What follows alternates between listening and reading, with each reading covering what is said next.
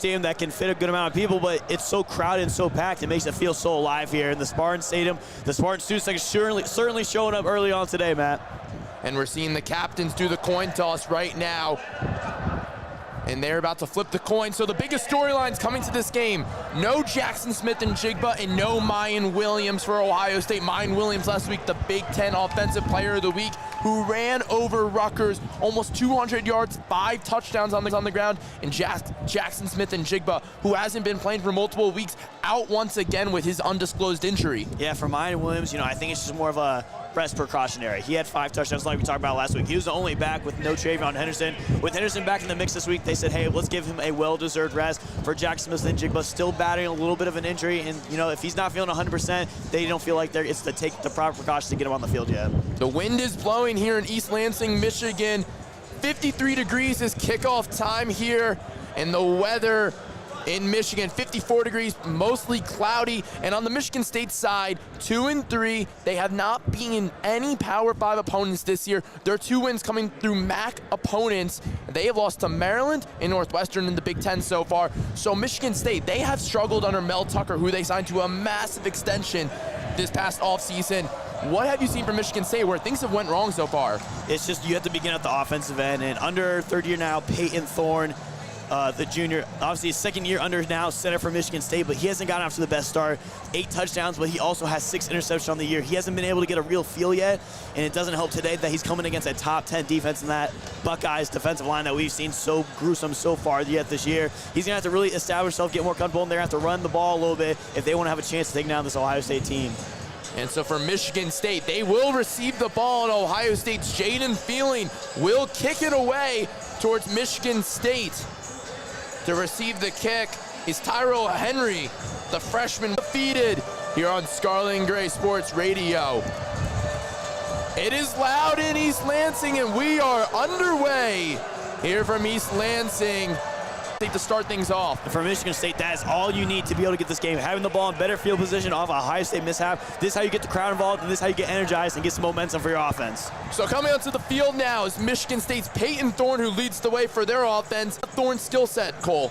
I just like that he's very mobile, like you talked about. You never know where you can get him. He's a very balanced quarterback. We talked about 8 touchdowns, 6 interceptions on the year. He hasn't gotten off to the best start, but you have to be careful with him in the pocket. In his backfield is Jalen Berger, the transfer from Wisconsin. 2 receivers to his left, 1 to his right. They hand off to Berger up the middle, and he gets nowhere as Ohio State's defensive line comes in and penetrates towards Berger. So let's talk about the Ohio State defense. You mentioned the pregame. Jim Knowles has come in from Oklahoma State, the defensive coordinator, and asserted himself with one of the top defenses in the country. What do you like from Knowles' defense? They are playing so much more confident under Knowles this year, especially Tommy Eichenberg, the captain, leading the team in tackles. I'm going to see him if he's going to have a big game today. Berger in the backfield as Thorne in the gun, throws it up.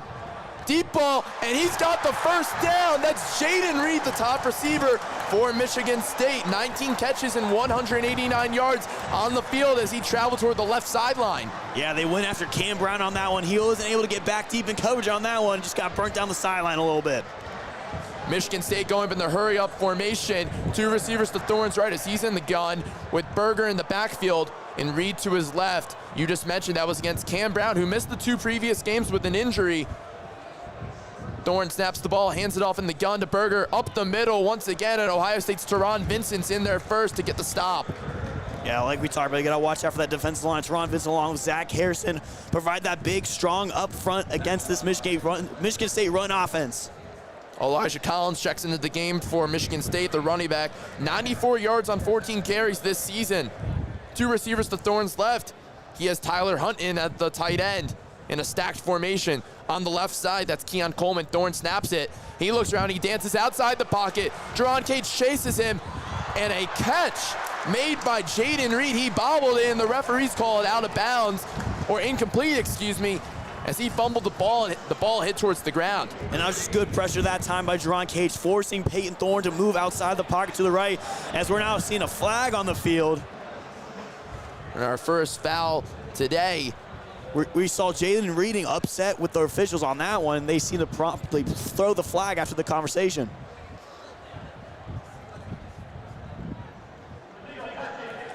and the illegal touching as Jaden Reed did step out of bounds and then caught the ball. So that brings the ball back for Michigan State with 13:31 to go in this first quarter. And that's a big one for Ohio State. So far, their defense hasn't been able to get a big stop on this first drive, forcing Michigan State to go back a little bit. So it is 3rd and 2 for the Spartans with 13:31 to go. And the ball's on the 41-yard line of Ohio State. What do you expect from a play call right now? You got to be able to run up the middle, especially in these key moments. Trust your running backs. Trust that you can get the job done, especially now that you have just this little long yard short situation. Feel like you can get a little bit of yards here before the next down. And now the penalty brought to a 3rd and 7. Thorne in the gun, snaps the ball. He looks to his right. He's got time in the pocket, launches a deep ball down to the middle of the field. Jalen Reed into the interception for Ohio State. Lathan Ransom gets the interception. Ohio State starts things off. A bomb from Thorne results in a turnover for the Buckeyes, and Ohio State's defense starts strong. Now they have a turnover within the last 4 games straight. That defense is picking up for Ohio State. Peyton Thorne looking at his option down the middle, decided to go with Jaden Reed on that one. Lathan Ransom, like you talked about pregame, Matt, you knew he was going to have a big game, gets the big interception, and Ohio State's getting all that momentum as they're going to bring the offense on the field for the first time today. I had a feeling, we were talking about in the car right up, this was the Lathan Ransom game, and you know what? I like to think I had a little Tony Romo effect on that play, but you know what that brings out? Ohio State's offense, the #1 scoring offense in the nation, led by C.J. Stroud, one of the Heisman frontrunners, 2021 Big Ten Offensive Player of the Year, as this play is going under review. But to talk about Ohio State's offense, it most likely will be confirmed in interception by Ransom. 13-10, we're seeing the replay in the stadium right now, and the ball came, it did not touch the ground. It looks like the ball almost touched the ground and did not have an effect on the catch, so that will be a turnover in favor of Ohio State. So C.J. Stroud, the captain for the Buckeyes, his next touchdown pass will pass Justin Fields for #2 all-time in Ohio State passing touchdown history. But you know what? Who's in first? J.T. Bear with 104. So C.J.'s got a little catching up to do to get first all-time. He's got a little catching up to do, but Matt, it's incredible to think what he's done in his second full year under center now for this Buckeyes team, who is a Heisman favorite, leading one of the top offenses in the country. And we're still waiting on the review for that one, but like you talked about, he's in tune for a big game today on his first road trip of the 2022 season. Ohio State's offense confidently on the field while Michigan State's defense stays on the field as well, knowing what the result will be of the call. And here comes the head referee. And the call stands. 13-10 go in the first quarter, so Ohio State's offense comes out on the field. And Travion Henderson, who missed last game with an ankle injury against Rutgers, comes back in. He did not play last week. Coming to this game, he has 50 rushes for 318 yards. So Travion Henderson, they've been a running back by committee team so far with Miyan Williams and Travion Henderson. What do you expect from Henderson today? You can expect a big one for Travion, especially that he's itching at getting back. He's finally got the first one back for the Spartans now. Stroud in the gun, finds in the screenplay. Travion Henderson gets the first catch, but it's a loss of 2 yards on that play if Michigan State's defense met him. That was Charles Brantley with the tackle, the cornerback with 22 tackles and 4 pass breakups this season. Yeah, and Jacoby Wyndham also got in there as well. You got to watch out for Jacoby. He's leading the nation so far in forced fumbles, and he's also 5th in the nation in sacks. He's going to be a key on that defensive end for the Spartans. Henderson's got 2 receivers to his right in the gun with Henderson to his left. Abuka comes around in the end-around play. He gets some yardage, and he's going down the field, some green grass, and picks up the first down, the first down for the Buckeyes. We talked about, Matt, how many weapons can affect you with that Ohio State offense, and we're just seeing one of that time. Emeka Abuka coming around the left side on that jet sweep, get some decent yards, and now Ohio State working with another first down. Fleming into the game at receiver with Harrison Jr. and Emeka, as I just mentioned. Cade Stover also in the game at tight end for Ohio State. Henderson in the gun with Stroud. Stroud takes the snap, looks around. He's got Abuka, but it's a little too far and an incomplete pass. 2nd and 10 with 12:13 to go in the first quarter. Listen, we can blame a little bit on the wind tonight as it's a little windy here, but C.J. Stroud just a little bit left on that throw there. He knows he's going to have to be better on the next one. We saw during the warm-ups that some of the kickers for Michigan State, like Jack Stone, the kicker from Michigan State, he was having trouble finding the goalpost. It was pretty windy. Henderson in the backfield once again, gets the handoff from Stroud, right up the middle. Henderson goes, he dances around, he's got a break, he's going down the 40. and taken down at the 40-yard line. Travion Henderson with a 20-yard running play. He's dangerous, Matt. He's dangerous. He hasn't been on the field in a week. He's been itching to get back at it. One big play like that is all you need to motivate one of your best running backs. Ohio State going up the hurry-up formation. This offensive line clearing the way for Henderson. They've been one of the most underrated parts for the Buckeyes this year. Two receivers to Stroud's right, motions in. Stover on the near side, fakes the handoff to Henderson. Stroud's rolling. He's got a Mecca Abuka at the 20-yard line and gets a little more than that. So Ohio State trending in the right direction with 11:45 to go. And as soon as Lathan Ransom got the interception, it's been way too easy for this Ohio State offense, showing why they're the #3 passing offense in the nation, moving the ball downfield with ease. Talking about statistics, Ohio State leads the nation, 48 points per game. They are the highest scoring offense in Ryan Day history and in the country. So Ohio State is well suited on this offensive side. Stroud motions Henderson over to his right in the gun. Two receivers to his left. Fakes the handoff. Play action. Finds Cade Stover in the backfield for a screen pass and is taken down at the 19-yard line. So a loss of 3 on that play. Tackled by Cal Halliday, the middle linebacker for Michigan State. Yeah, Halliday, read that perfectly. Was able to tackle Stover. He's having a great season. 4-3 tackles last year. Named freshman All-American, and we see why with that big tackle against Stover. Henderson remains in the game in the backfield with Stroud. Two receivers to his left, one to his right. Fakes the handoff, play action, the RPO.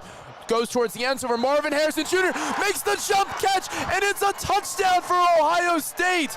The near side throw up the ball to Marvin Harrison Jr. with a flag down the play. It will be defensive pass interference against Charles Brantley, and Ohio State takes the early lead with 10:50 to go in the game, thanks to a Marvin Harrison Jr. catch from C.J. Stroud. My goodness, Matt, looking at that one back, Marvin Harrison climbed the ladder against Charles Brantley on that one, even contested, pulled the ball away from him in midair. A great reception by one of your best receivers. Harrison Jr., 24 receptions, 405 yards coming to this game. Now that's his 7th receiving touchdown of the game, or of the season, excuse me. Noah Ruggles with the extra point, and it's good, and Ohio State leads 7-0, 10:50 to go in the first quarter. Buckeyes lead, and we'll be right back.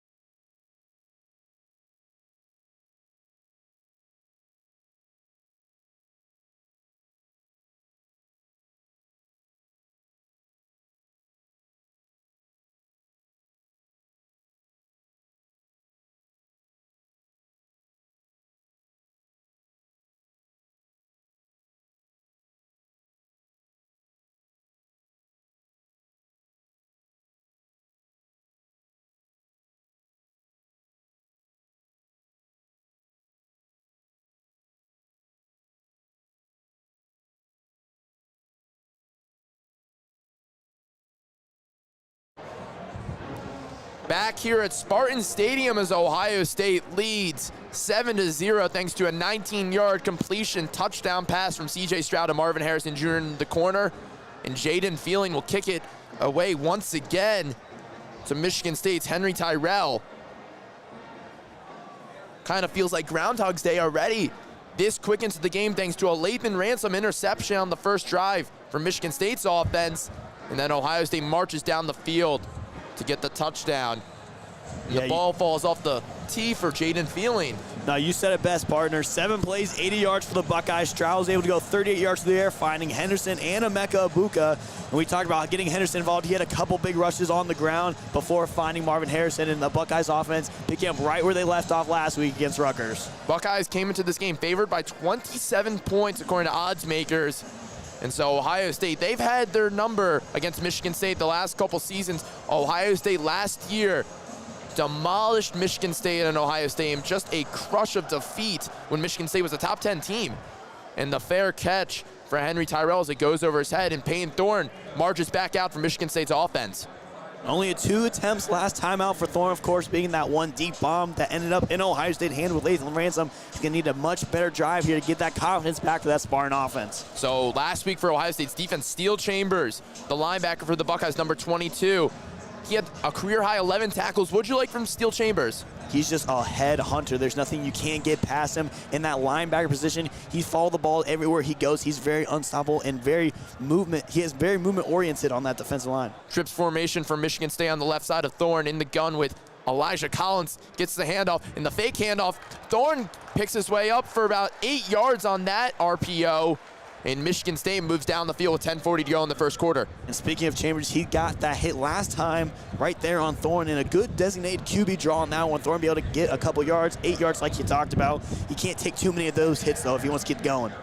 2 receivers to Thorne's right. Back in the game for his debut is Jarek Broussard, the backup running back in motion. Jaden Reed to the other side. Thorne looks around, screen pass, incomplete for Jaden Reed as Ronnie Hickman had the pressure for Ohio State.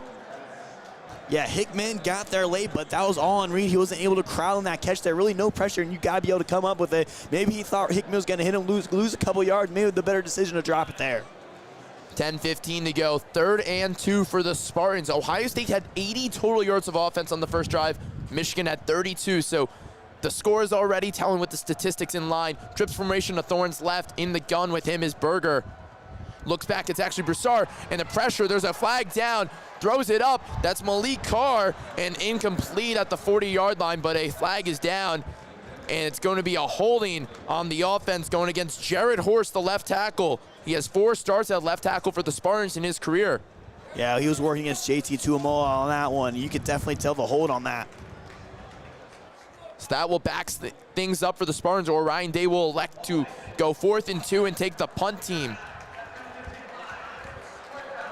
So Day does decline the penalty, and the punt team will come on for Ohio State as Mel Tucker sends his special teams unit on. And you can already hear the fans are booing here at Michigan State. Yeah, Payton Thorne, we talked about that first play, had that great QB draw. Penalty set them back on that one along with a drop pass. You can't get out of the rhythm of this Spartan offense going against a good defense. You got to be able to go toe-to-toe. Bryce Behringer, the punter from Michigan State, will send it away to Emeka Ibuka, who did fumble the first punt return last week against Rutgers. He sends the punt. Ibuka backs up to the 10-yard line and calls the fair catch. So Ohio State's offense will come back onto the field. So C.J. Stroud last drive led the Buckeyes to 80 yards on 7 plays you just talked about, and how Ohio State was so efficient with every play they made. What did you like from Stroud? I just like that Stroud is part of this offense that can throw anything out you. He only needed to throw 5 times for 38 yards to get the Buckeyes moving, but the use of Travion Henderson on the ground, the use of Emeka Ibuka on that jet sweep, just different things they can throw at you, keeps the defense really off pace. And C.J. Stroud, only that one incompletion on a little wide throw, but still that first drive, very good. Put that ball only a place Marvin Harrison could catch it. That touchdown pass Stroud had to Harrison Jr. puts him 2nd all-time in career passing touchdowns in Ohio State history, tied up with Justin Fields. Stroud under center, hands it off to Henderson. On the right side, Henderson bounces off one tackle. He bounces off another, And Ohio State has an 8-yard gain from Travion Henderson with 9:53 to go in the first quarter. And just like that, Henderson's already up to 38-plus yards today against this Michigan State defense. Talk about getting him going. He's already off to a hot start in this first quarter. And Ohio State's two-headed monster and running back, when healthy, could be scary. The play action from C.J. Stroud, he rolls out right. He finds Cade Stover to complete the first down at the 22-yard mark with 9:33 to go in the first quarter. And man, how about Cade Stover, partner? He's been so great this year, typically known for that blocking, but he's been a great receiving tight end this year to go along with C.J. Stroud. 13 receptions, 200 yards, and 2 touchdowns coming to the game for Stover. Something we didn't see from last year is he had not had a reception in Ohio State history or in his career until this season. In the gun is Stroud, gives the handoff to Henderson, up the middle. Only a few yards on that gain as Michigan State got in there. That was Ben Van Zumeren, the weak linebacker. 43 tackles, 1 tackle for loss, and 1 pass breakup. And Matt, going back to last year with Cade Stover, who of course played linebacker, his last game at the position against Utah in that Rose Bowl, he said making that switch to tight end, he wasn't comfortable with it, but he said he knew what he had to do as it was the best for the team. Stroud takes his time, 15 seconds to go on the play clock, 8:40 to go on the game clock. Stroud in the gun, hands off, he fakes the handoff and an interception going the other way. Charles Brantley, the pick 6. Stroud looked for a Buka, and Brantley read the eyes of C.J. Stroud in a pick 6. Wow, just a bad pass by C.J. Stroud on that one. Him and Emeka Buka were completely off rhythm. He thought Buka was coming back. He didn't. It leads to an opening pick 6 for Michigan State, and this Spartans defense is hyped up with the crowd. So Brantley led up the first touchdown to Marvin Harrison Jr. and redeems himself and the team by getting this thing underway for Michigan State, and the crowd just erupted here at Spartan Stadium, as you can hear them. Just a big turn of events for the number 3 ranked Buckeyes and their top leading offense. And for Michigan State, a team with 32 total yards so far here in the first quarter, that's all you need to jumpstart. Rely on your defense to get you back into this game. Jack Stone, the freshman kicker. The snap and hold. And Stone, it goes through to tie this game up 7-7 with 8:32 to go. Things have changed here at Spartan Stadium pretty quickly from a C.J. Stroud interception taken the other way to make it 7-7 thanks to Charles Brantley, his first interception of the year, Stroud's 3rd of the season. What went wrong there?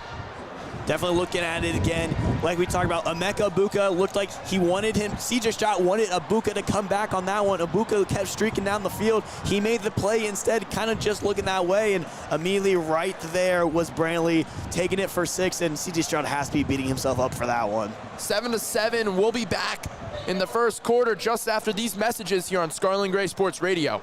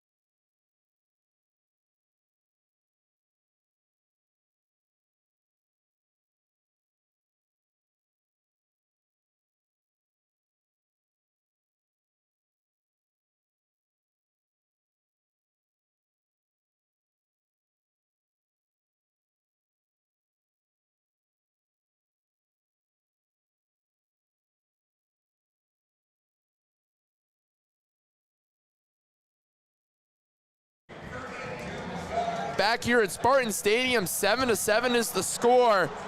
And things have turned around really quick for Michigan State. The Charles Brantley pick six taken to the house after CJ Stroud just threw a poor ball right to Brantley with a miscommunication with Emeka Ibuka. 8:32 to go in this first quarter, and Ohio State's offense will march back onto this field after the kick from Jack Stone to Chip Trainum. And just what a great play by Brantley, and a great story. He suffered a season-ending injury last year against Purdue, and today against the number 3 team, Ohio State, able to get a pick six to get his team on the board. And the crowd is now energized and into it with the wind in full effect in the cold weather here in East Lansing, Michigan. Stone sends it away. Trainum lets it go out of bounds, and it will be a touchback. Ohio State starts at the 25-yard line. And for CJ Stroud, he's got to get his confidence back together on this one. He can't let that last play determine this next drive. He's got to be able to stay strapped in, be able to get his team out, and be able to get his confidence up this running back. Pump It Up playing in the stadium. That's a Michigan song, a University of Michigan song, if I'm not mistaken, playing the enemy's theme song in the student section, jumping up and down. A great atmosphere in Spartan Stadium. It is a phenomenal atmosphere, but to take it away as well, I would say about 40% of this crowd is filled with red. Scarlet Ohio State fans have traveled here today to see their Buckeyes try to take on the Spartan. 8:32 to go in the first quarter. Stroud in the gun behind him is Henderson. Motions Ibuka across, fakes the handoff. Henderson on the outside, and is stopped immediately. Great coverage from Michigan State.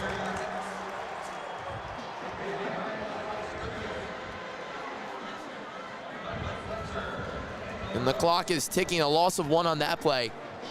Michigan State doing a good job containing Henderson on that first one, not trying to let him get anywhere after he had that last drive, that big couple plays that last drive. Angelo Gross credited with the tackle for Michigan State. Clock continues. Another motion for Ohio State's Ibuka.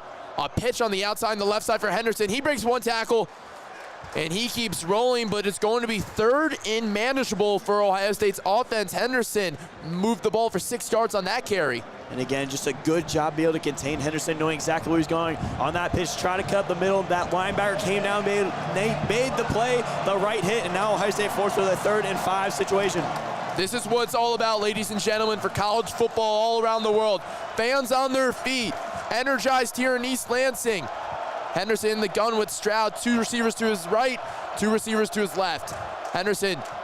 Stroud takes the snap. He's got Ibuka wide open, 40, 30, Ibuka, no one's gonna catch him. Touchdown Ohio State. And Emeka Ibuka soars for 70 yards down the field from CJ Stroud. And the Buckeyes take a 13-7 lead.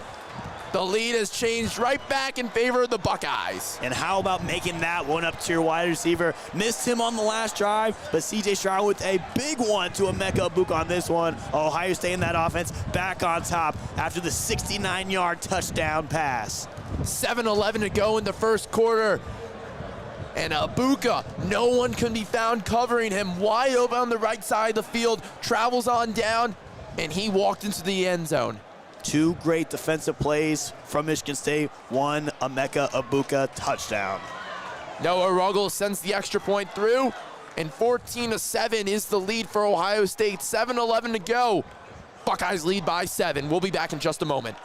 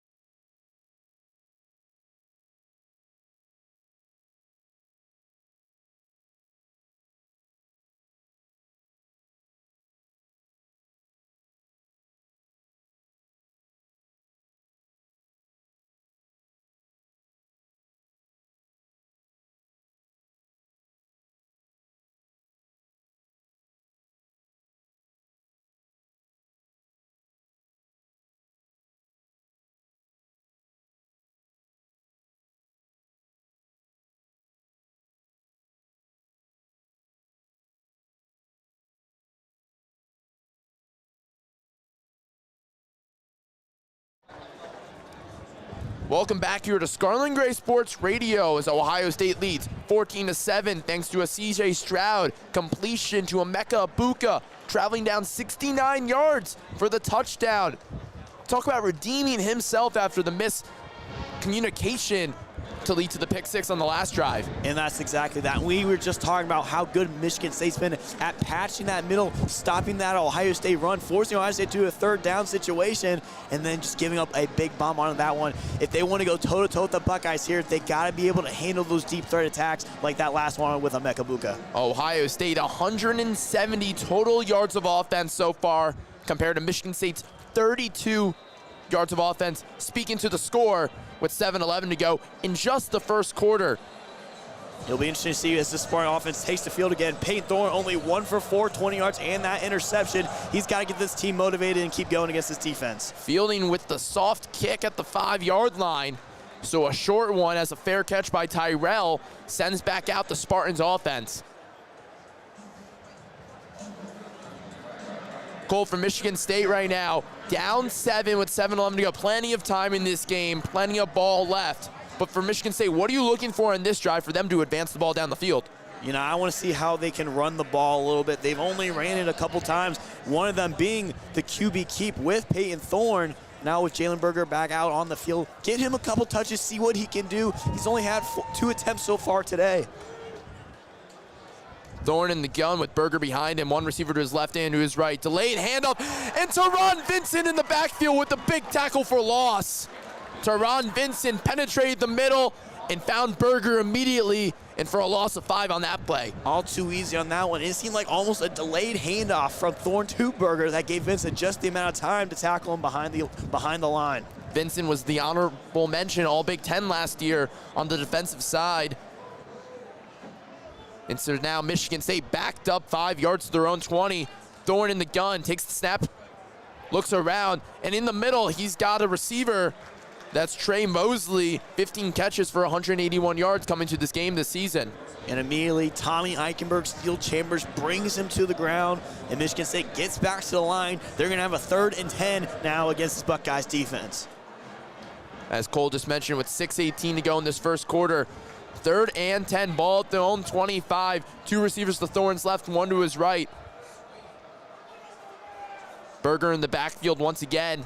Thorne takes the snap, he looks around, some pressure from Ohio State. He's dancing around to his left side, being chased down by Michael Hall. He's sending his receivers, throws a deep ball to Keon Coleman, and it is not caught, but a flag will be thrown against Cam Brown, the cornerback for Ohio State, who's had some trouble today. Yeah, you could tell that was the flag that needed to come out. Cam Brown wasn't even able to turn his body, goes directly into the receiver on that one. It was the clear PI choice. The ball was intended for Keon Coleman, who's the leading receiver for the Spartans coming to today's game with 25 catches, 308 yards, and 3 touchdowns. So that moves the ball for an automatic first down and 15 yards to Michigan State's 35. And it's a bailout play for the Spartan offense, who hasn't been able to get anything going yet. Peyton Thorne forced to scramble, just got that ball up. They got to see if they can get the ball moving on the ground this time out. The penalty actually moves the ball up to the 40-yard line of Michigan State. Berger in the backfield with Thorne in the gun. 2 receivers to his left, 1 to his right. Ohio State with a single safety. The fake handoff. The play action finds Mosley. He's going up the field to the 50 into opponent territory now with a nice completion from Thorne. And when that PI gives them great field advantage, and they take advantage on that one, moving the change, and now this offense got a little spark to them. So Michigan State going with the hurry-up offense as they're trying to get things going.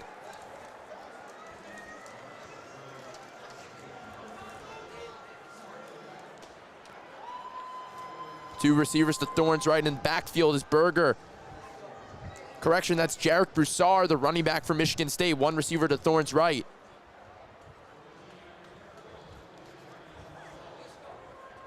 Thorne calls for the ball. Screen pass quick to Mosley, and Mosley continues to move down the ball to Ohio State's 40-yard line.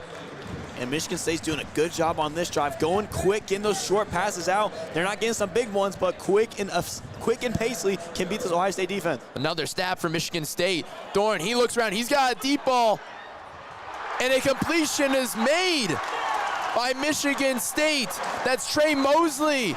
And the referees have come to discuss it's an incomplete play for Michigan State. The crowd erupted for a quick second as Mosley and Cam Brown were getting into it. That was actually Lathan Ransom, the defender. And I'm not sure exactly why they say Mosley did not complete the catch. He looks to be in bounds, lands the foot. Did his elbow hit the ground? And it did, unless the ball did hit the ground, which it looks like the ball may have helped the catch on the ground. What do you think, Kole? And I think exactly what they're looking at. Lathan Ransom was able to get some good pressure, but looking back at the catch, he wasn't able to establish his foot. As the ball comes down, it definitely looks like it might have scraped the turf on that one. They're definitely going to go to review. So both referees from the side came in to discuss and defer that Mosley did not catch the ball, and it looks like the ball did hit the ground, so an incomplete pass looks like it will be the call on the field to stand. And I think you're right, man. I think, like you said, both feet down on that one, a beautiful, spectacular catch, but coming down, that ball just clearly hits the turf, and I think was going to stand incompletion. So for Ohio State, they have their offense and defense out on the field right now. Both groups not knowing what the call will be, but it looks like from the angles they've been showing the stadium that it will be an incomplete catch. So good job by the referees coming together and deferring that it was an incomplete catch after one of the referees on the side did believe it was complete at first. And this one is big for this Ohio State defense, who's been raveling back a little bit on this drive. Michigan State's been advanced, and Peyton Thorne's looked more comfortable, and this one will put them in great field position if they do decide to go against it. 4:58 to go in this first quarter. Ohio State, here we go with the call. The ruling on the field stands for Ohio State. And an incomplete pass by Trey Mosley. The crowd does not like the call from the referees. Fans don't agree with it, but looking at it, it's definitely the right call. Now Michigan State has a 3rd and short. Can they keep this offense alive on this drive? 3rd and 4 with 4:58 to go in the game, or in the first quarter, excuse me. Thorne walks back out with his offense. In the backfield is Elijah Collins, the running back. Two receivers to Thorne's right, one to his left. Malik Carr on the line, as well as the tight end for the Spartans. Collins right behind Thorne. Thorne in the gun. Thorne takes the snap. The handoff right to Collins up the middle. Does he have enough for the first down? And he does, with the push from his offensive line to help him out. And a rare run play on this drive so far, but Elijah Collins coming in, doing a good job, picking up a much-needed 5 yards. The Michigan State offense stays on the field, moving the chains. Hurry up offense. And Ryan Day calls for a timeout. Or some discussions going, because I could see Ryan Day calling for a timeout for his team. Referees come to discuss. Yeah, Ryan Day was running along that sideline looking to get attention of the official on that one as they have come together.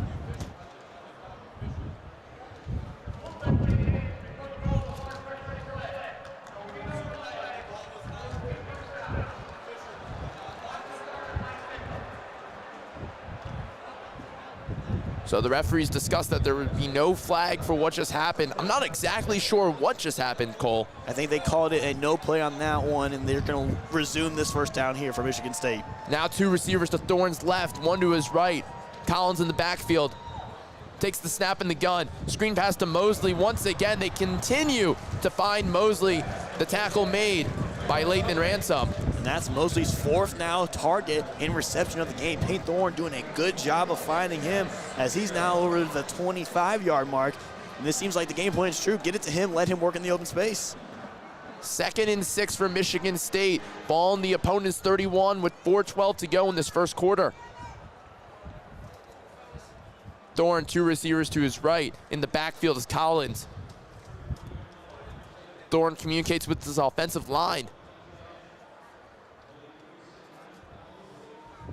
Thorne takes the snap, fakes the handoff to Collins, rolls to his right. He's got Jerron Cage pressuring. Now he's going to take and run. Tommy Eichenberg with a great tackle to force a 3rd down for Ohio State's defense. And Peyton Thorne was running on that one. He was pointing at his tight end, Tyler Hunt, saying, hey, get out in front of me, get me some blocks on that one. Fortunately, Tommy Eichenberg stuffed that one up and brought him down.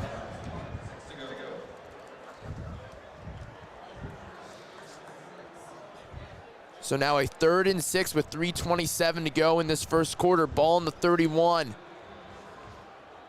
Michigan State has 4 first downs so far. Thorne takes the snap. Thorne takes the snap on the gun. Actually, he waits for a quick second, calls for the ball. An audible for Michigan State. Now he takes the ball. Thorne looks around. Pressure from Ohio State's defense in a sack made by Michael Hall and Tommy Eichenberg. A big play there for that Ohio State defense we talked about. Michigan State was pushing them back and pushing them back. They were 1 for 3 on 3rd down, and Mike Hall coming up big on that one. Will that push Michigan State out of field goal range, as that was a sack for 7 yards? So now a 4th and 13, and the offense stayed on the field for a quick second, but that brings back out the punter from Michigan State, Bryce Behringer. So Emeka Ibuka will receive the punt for Ohio State. He's standing at Ohio State's 7-yard line right now.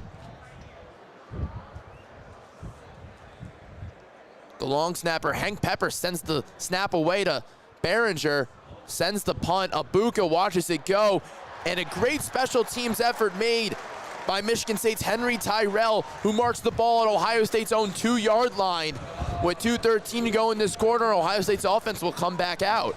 For Michigan State, they couldn't get what they wanted on that offensive end. Great job by special teams, putting it just on the 1-yard line. And the Michigan State defense, who has been solid so far, only giving up some big home run plays. Let's see how they respond after that last one from Emeka Ibuka, 70 yards to the end zone.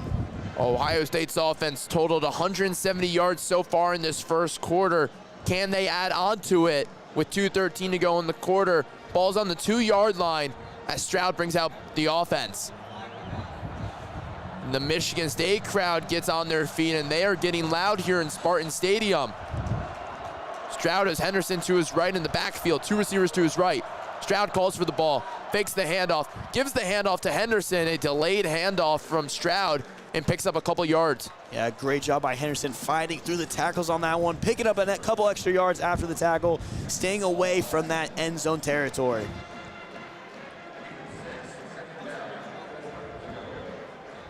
Clock continues to roll with the 1:50 mark in the first quarter. 2nd and 4, as that was a 6-yard pickup from Henderson. Stroud now under center, motions Ibuka in, gives the handoff to Henderson on the outside. Henderson's got 1 man to miss. He breaks another room, and he picks up the first down as a really hard collision with Michigan State defender Jaden Magnum, who went helmet for helmet with Henderson, and Magnum is on the ground and not moving. And oh man, that was a shot from him at going right at Henderson. Henderson going through the blocks. A great blocking setup by Ibuka, but definitely down that one after that big hit. Magnum came into this game with 7 tackles as multiple training staff members rush out to see if Magnum's okay.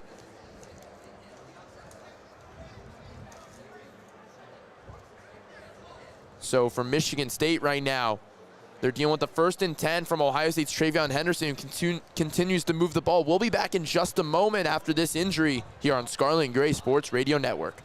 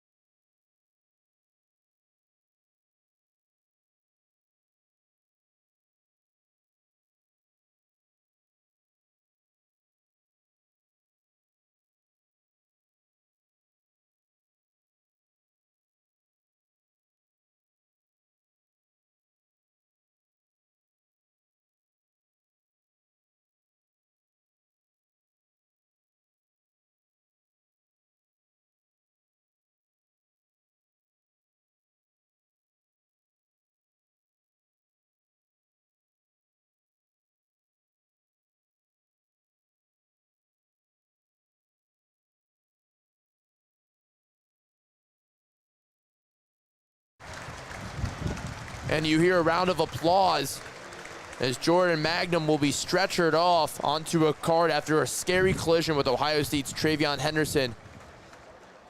And his entire Michigan State teammates out there to wish him well as he'll go to Michigan State's local hospital for precautionary reasons for a head or neck injury. Yeah, that one was a little scary on that tackle. Definitely felt the ring on that one as he's now being just loaded into the car. Like Matt mentioned, the entire coaching staff and players are out there surrounding him, giving him the best and positive encouragements as he's now on the cart.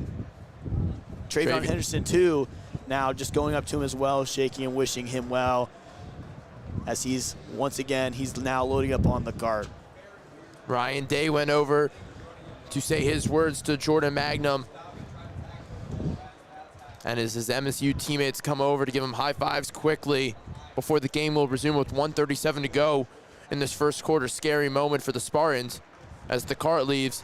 A round of applause from the entire stadium from both sides comes on out.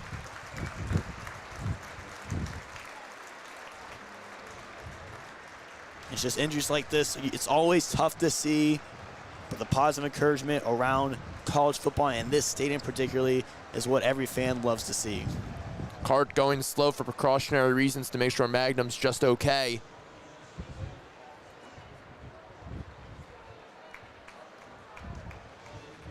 So Ohio State now is a 1st and 10 situation at their own 20-yard line as Magnum's cart leaves the field with Michigan State fans giving a round of applause. He gives the thumbs up at the end, and the crowd loves to see that, making sure he's okay and letting the crowd know he'll be back. So now Ohio State 1st and 10 at their own 20 with 1:35. His clock now will play on. Stroud under gun. Motions Emeka Ibuka across. Gives it to Travion Henderson up the middle for another run. And Ohio State's offensive line keeps letting Travion Henderson cook to move the chains once again. Yeah, for Henderson, he's now above 70 yards on the day rushing. Only so far here in the first quarter. That time off with that injury really didn't faze him, and he's still going on strong. 1:13 to go. Ohio State leads 14-7. 1st and 10 for them on the ball in the 33. The fake jet sweep. C.J. Stroud has Julian Fleming rolling out to the right side, and Fleming picks up a couple yards and is pushed out of bounds for Ohio State with 1 minute to go in this first quarter. And we talked about from this Ohio State offense, throwing different looks at Sparty on that one, the fake, and to be able to get Julian Fleming out, be able to create some multiple little schemes against this defense, get them off their foot, and they're able to pick up 5 on that one. 54 seconds to go in this first quarter. Stroud takes the snap, gives to Henderson on the outside. He makes a couple defenders miss and picks up 4 yards on that gain to make it 3rd and 1 with 40 seconds to go in this first quarter. Yeah, you can tell Henderson really didn't want to go through the middle, was trying to bounce a little bit outside instead of ending up going through the middle. Just short of that first down marker in Ohio State with a 3rd and short here. Still have to force the play with only 25 seconds, 2 seconds remaining between the shot and the... C.J. Stroud under center. They're going to have to call a play. 1 second between game clock and play clock, and a timeout has been called. Michigan State calls for the timeout to give Ohio State some time to think about their play on this 3rd down. Kole with 17 seconds to go, and Ohio State continuing to drive up 7. What's the play call here in this 3rd down? Listen, Travion Henderson is 77 yards so far here in the first quarter. It's simple. You got to give it to him. Let him work up the middle a little bit. And for this Michigan State defense, I like the timeout call. You've done a good job keeping Ohio State grounded so far, only 14-7 in this ballgame so far. A big stop here can really turn the change to get that Michigan State offense back on the field to start the second quarter. Ball's on the 42-yard line of Ohio State with 3rd and 1 to go. 17 seconds, and the Buckeyes offense gets back out into the field after a quick discussion with Ryan Day and company. And now the Spartan fans rise on their feet for this big 3rd down. Mitch Rossi is checked into the game as the extra defender. Under gun, C.J. Stroud gives the handoff to Travion Henderson, and he is stopped short of the 1st down marker to make it 4th down for Ohio State. And the big question is, going to the second quarter, will Ohio State punt the ball or stick with their offense. And the timeout was clearly ineffective. They wanted to load up that defensive line, knowing Travion Henderson was going to come up right the gut. A great job by the Michigan State defense, and like Matt mentioned, Ryan Day, a big decision in his own territory whether or not to go for it on 4th and 1 starting the second quarter. So the score is 14-7. Ohio State leads at Spartan Stadium. CJ Stroud has 2 passing touchdowns to Emeka Buka and Marvin Harrison Jr., but an interception that was taken back the other way by Charles Brantley for the pick 6. So a lot of things happened in this first quarter. What stuck out to you, Cole? And listen, this Ohio State offense has been dominant, and the points have not shown. 210 yards today total in this first quarter with the 14 points. Of course, that one CJ Stroud mistake, which led to the Michigan State pick 6. The Michigan State offense hasn't been able to get really anything going. Their defense has kept them in this ball game, but they have not still been able to stop Travion Henderson on the ground, which will be a key point going forward for the rest of the game. Ball on the 42-yard line. 4th and 1 for Ohio State to decide. Go for it or punt it away. They lead by 7. Start the second quarter. Coming back up in just a minute.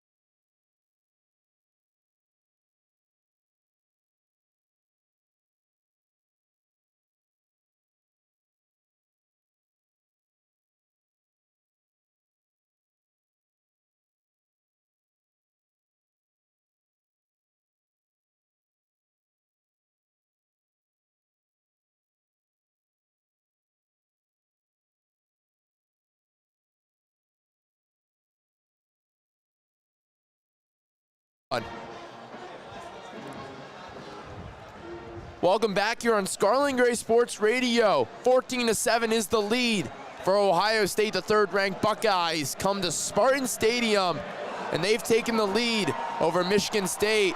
Matt Goldman here, Kole Emplit on the official student radio network of Ohio State Athletics. And CJ Stroud waits for a quick moment.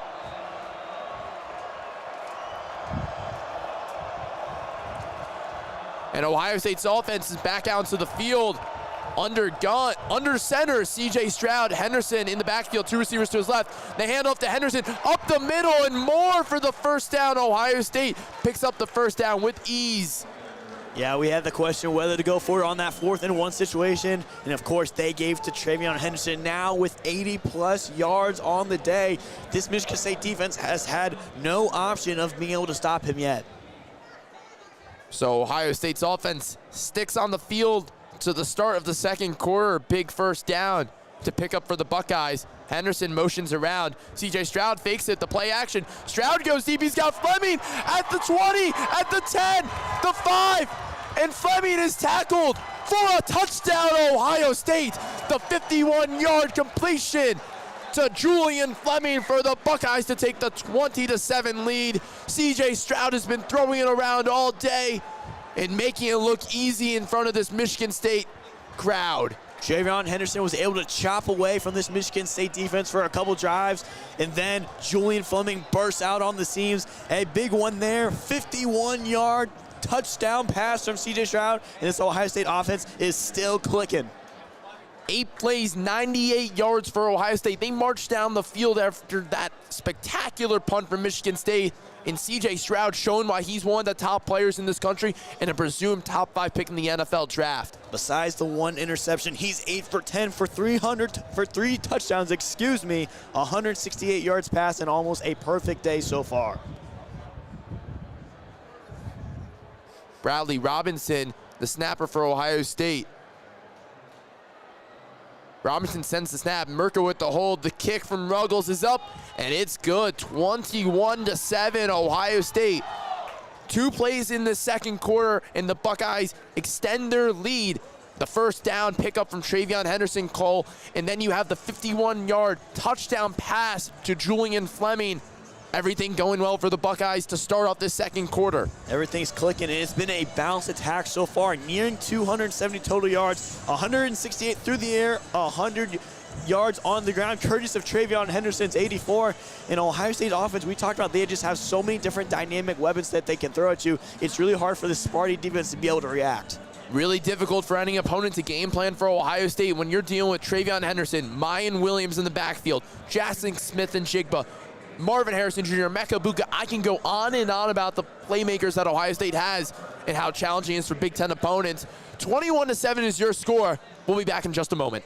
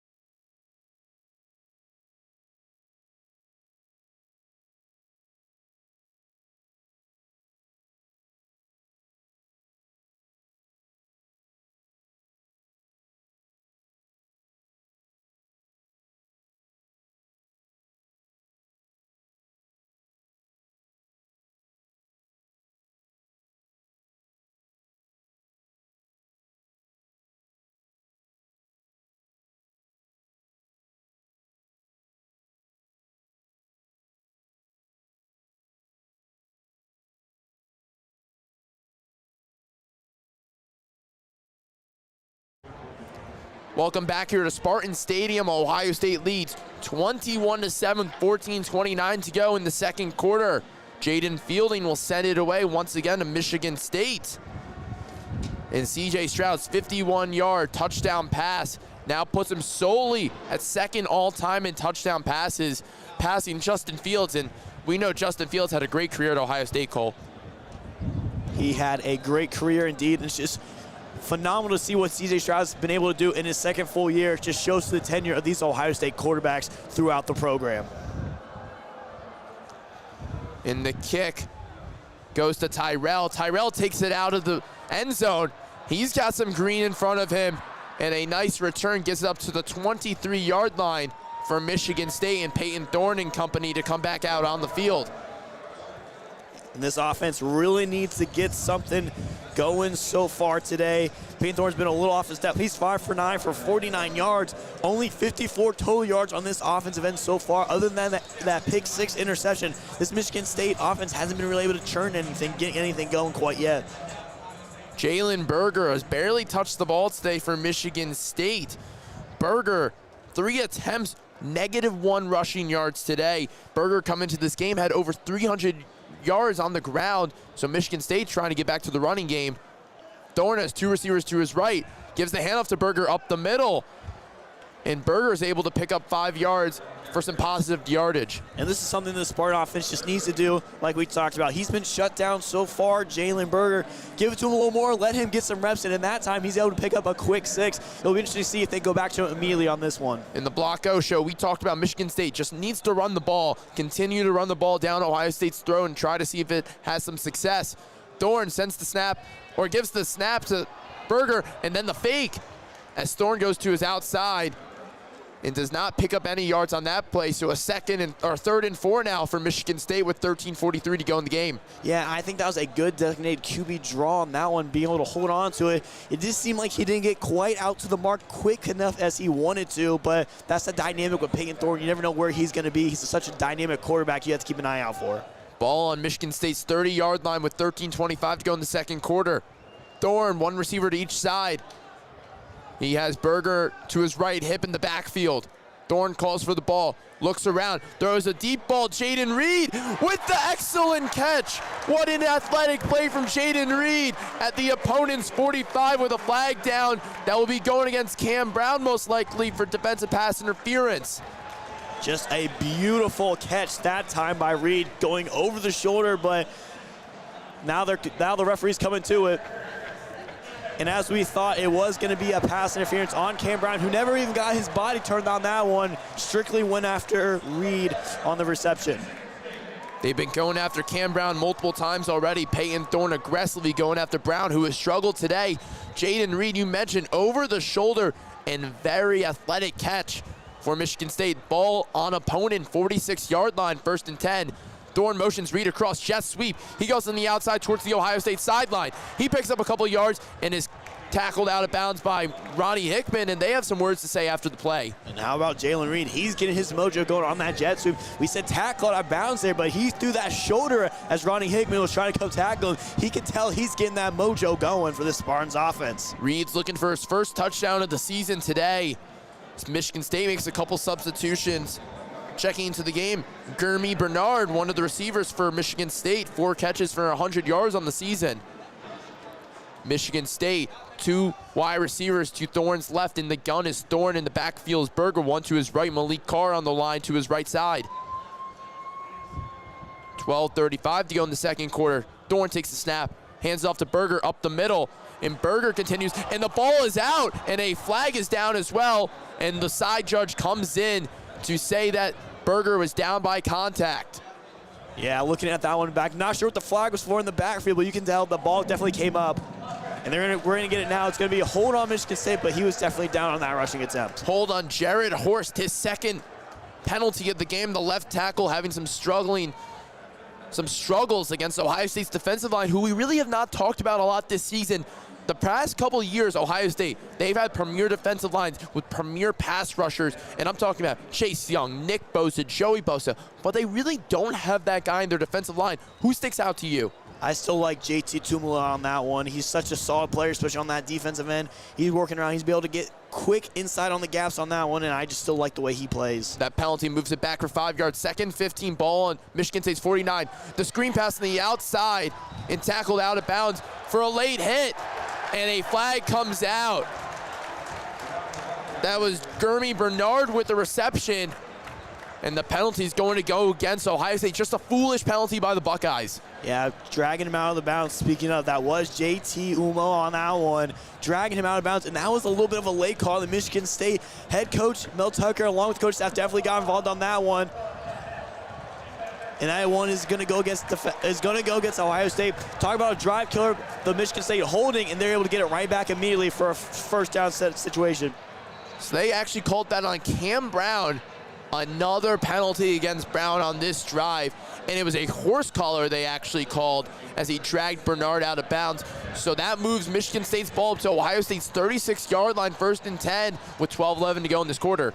And this Michigan State offense needed that one back. Like we talked about, they're now in Ohio State territory. Offense threatening for the first time tonight. 2 receivers to Thorne's left, 1 to his right. Berger in the backfield. Thorne in the gun. Ohio State looks like they might be sending their dogs for the blitz with Tommy Eichenberg encroaching on the line. The snap, the pass, the screen pass to Mosley picks up 2 yards from Michigan State. 2nd and 8 to go. Yeah, you talked about they were sending the dogs on that one. Tommy Eichenberg almost tipped the pass from Peyton Thorne on that one. But again, finding Mosley, who now has his 5th catch, up to 6 so far today, and he's now over the 30-yard mark. Mosley's been impressive today, the leading receiver for Michigan State. 2nd and 7. Thorne in shotgun, has Berger to his left. Thorne right in the middle, and a drop ball for Tyler Hunt, the tight end, as he found him in the middle right near the first down chain. And just like that with the drop pass, once again, Michigan State, a 3rd and 7 situation. You got to be able to crawl the ball in if you're Hunt on that one. Give your team at least 5 yards to work with. Now you're dealing in a 3rd and long situation.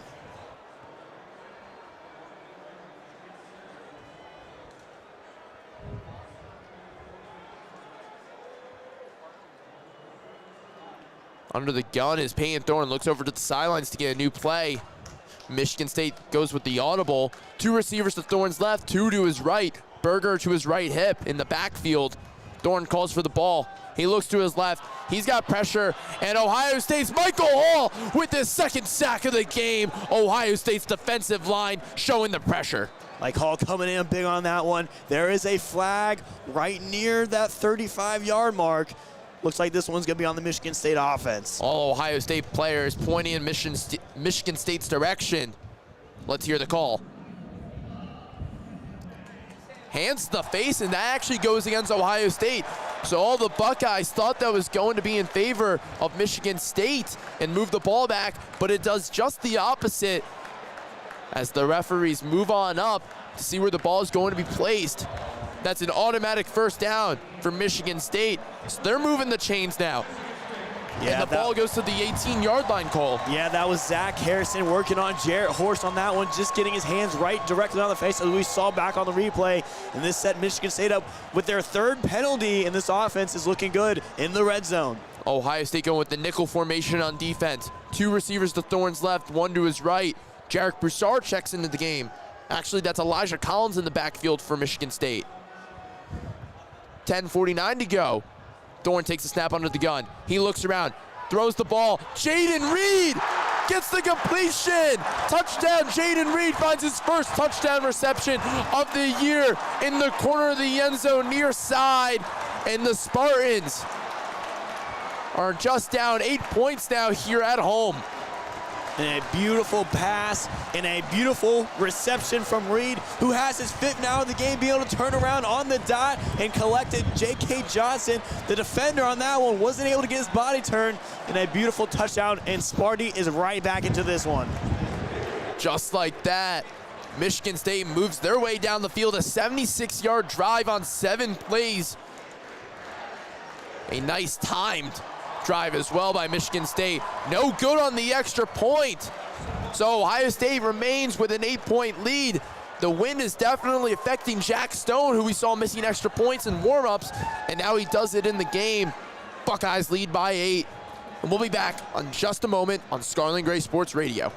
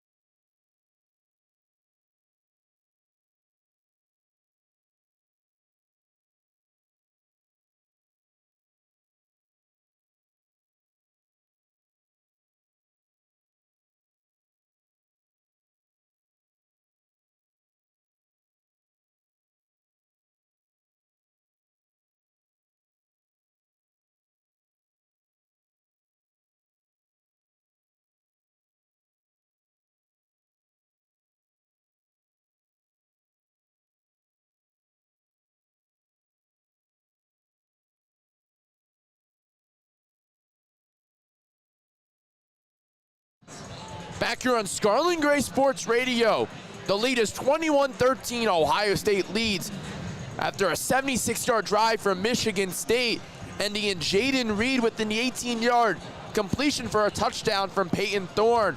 Michigan State's taking advantage of Ohio State's cornerback stay with a lot of over-the-shoulder throws, Cole. Yeah, we were talking about as well, Michigan State offense taking advantage. 3 straight penalties against Ohio State that set Michigan State up for a 7-play, 76-yard drive.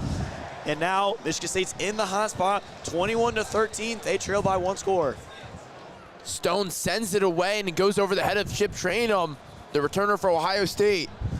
10:43 to go in the second quarter. Ohio State leads 21-13. CJ Stroud has been mere perfection today. 8 for 10, 168 yards with 3 touchdowns, and Ohio State's ground game is at 100 yards total, thanks to Travion Henderson and Emeka Egbuka.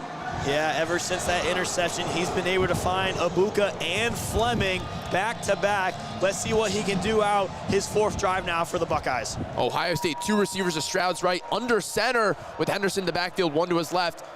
Fakes the handoff, the play action. Finds Julian Fleming, who had the last touchdown reception for Ohio State, and a 10-yard completion for Ohio State's Julian Fleming moves the chains once again. Julian Fleming already today up to 2 catches for 60-plus yards now on the day, and a good one there to move the chains, get that offense moving up quick. Ohio State going quickly. CJ Stroud has all the time in the world thanks to his offensive line. Coming to this game, Paris Johnson Jr., the left tackle, 611 straight snaps without letting up a sack, showing how good Paris Johnson Jr. is in just his first year at left tackle at Ohio State. Yeah, that's his preferred position, and you can see he's definitely happy to be back at that one. 2 receivers to Stroud's right in the gun, gives the pitch on the outside to Travion Henderson near side, only picks up 3 on that play to make it 2nd and 7 with 9:53 to go. Yeah, it looked like Henderson wanted to bounce along to the outside along that sideline, was able to take that second jump, had to cut it inside, but instead he's only gonna get 2 yards on that one. Ohio State leads 21-13 here on Scarlet Gray Sports Radio, the official student radio network of Ohio State Athletics. Now that makes it 2nd and 7, ball on the own 38 for Ohio State. 3 receivers to Stroud's left, 2 to his right. So a lot of different places Ryan Day can go with this offense right now with CJ Stroud. Harrison Jr., Emeka Egbuka, Julian Fleming, Travion Henderson, Cade Stover, the receivers for CJ Stroud. Snaps the ball in the gun. He finds Marvin Harrison Jr., but the ball is low to the ground, incomplete. Harrison Jr. has not been able to connect with Stroud today for a lot. Only 1 play for 19 yards for Harrison Jr. and a touchdown. Yeah, on that one, you got to blame Harrison. He wasn't able to get his hands underneath it, but at the same time, it looks like he could have took another step to be able to really corral that one. And instead, Ohio State now 3rd and long here as this Spartans crowd is coming alive. You can hear it for this 3rd and 8, 9:13 to go in the second quarter. Stroud under gun. 2 receivers to his right, 3 to his left. Sends the snap, has Harrison Jr. down the sideline and gets the catch. What a play from Marvin Harrison Jr. after the incomplete pass. And now they move into opponent territory. A beautiful catch and pass by CJ Stroud and Marvin Harrison Jr. over the shoulder at the 31-yard. And how about that one? Marvin Harrison and CJ Stroud connecting for the 2nd time tonight. Like we talked about, he got that incomplete right back in Ohio State in Michigan State territory now, and their offense is moving. A 44-yard catch and pass from CJ Stroud. He unleashes now. He's got Julian Fleming to pick up another 1st down at the Michigan State 19-yard line. And watch out, here come those Buckeyes now. CJ Stroud, 200-plus yards now through the air. Ohio State in that red zone of Michigan State after that last one to Julian Fleming. Ball on the 17-yard line for Ohio State. Clock is ticking with 8:33 to go.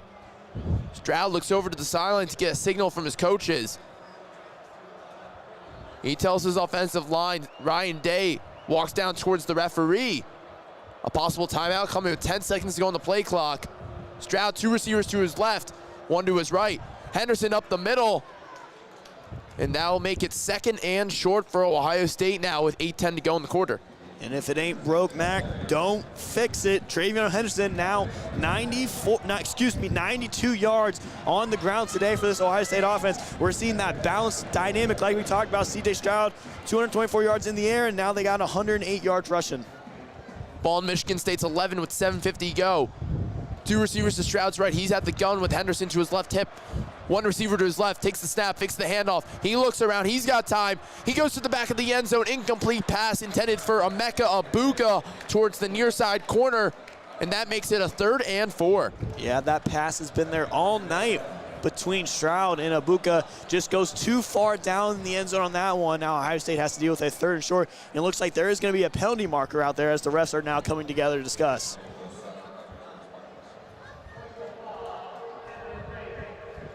And a hands to the face, a costly penalty after a great defensive stop by Michigan State. Moves the chains for Ohio State. Will now make it 1st and goal. Ohio State catching a break there. Looking back on this one, it looks like it was going to be Cade Stover who took the direct hit on that last one. Looked like that was from Jacoby Wyndham as he was going against Stover. But like you talked about, Ohio State catches a break. They now have it 1st and goal from Michigan State's 6-yard line. And now Ohio State 1st and goal at the 6 with 7:41. Stroud at the gun with Henderson to his left on his hip. 2 receivers to his left, 1 to his right. Gives the handoff, fakes the handoff actually, finds Stover for the screen.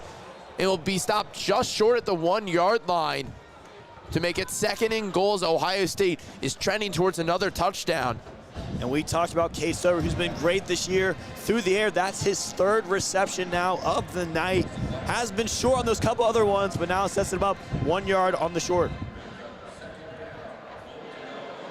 Ohio State came into this game with the best red zone offense in the country. Stacked formation for Stroud under center. Gives the handoff to Henderson on the outside. Bounces right. Touchdown. Henderson walks in as Ohio State extends the lead. 27-13. Henderson's 1st touchdown of the day for the Buckeyes with 7:05 to go. Walks right into the right side near the Michigan State sideline, and the Buckeyes add to this lead. Talk about sharing the wealth. 3 touchdowns through the air for Stroud. Now Travion Henderson, he finds the first time tonight. Well-deserved for Henderson. 14 carries for 93 yards on the day. Only in 1 half so far, Matt. And this Ohio State offense keeps going where they left off. Robinson with the snap, Merker with the hold, and Ruggles sends the kick through. And it is good, 28-13. Ohio State leads by 15. 8 plays, 75 yards, resulting in a 1-yard run into the end zone by Travion Henderson. What went well for the Buckeyes and what went wrong for Michigan State, Cole? And just speak of quickly what went wrong, that last penalty forces Ohio State going from 3rd down situation now to a quick 1st and goal. That Michigan State defense has been folding so far in this 2nd quarter. It's allowing Ohio State to keep on moving. And what they've done so far is been able to get so far in those quick, short passes, whether it's been to Egbuka or Harrison, being able to get up to the field, and that last one, being able to get it off to Henderson to really pound it in. He's, of course, had a phenomenal day on the ground. 28-13 is your score. Ohio State marched down the field to get another touchdown. The nation's leading offense continues to score the ball in the end zone. Ohio State leads 15. We'll be back in just a moment.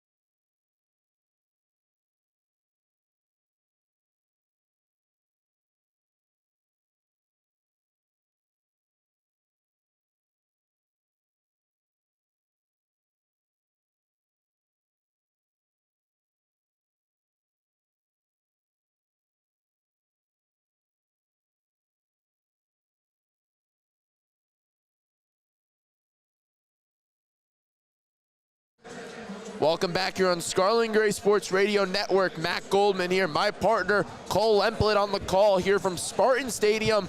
Caleb Spinner and Tyler Danburg will have your halftime show and postgame show here on SGSR.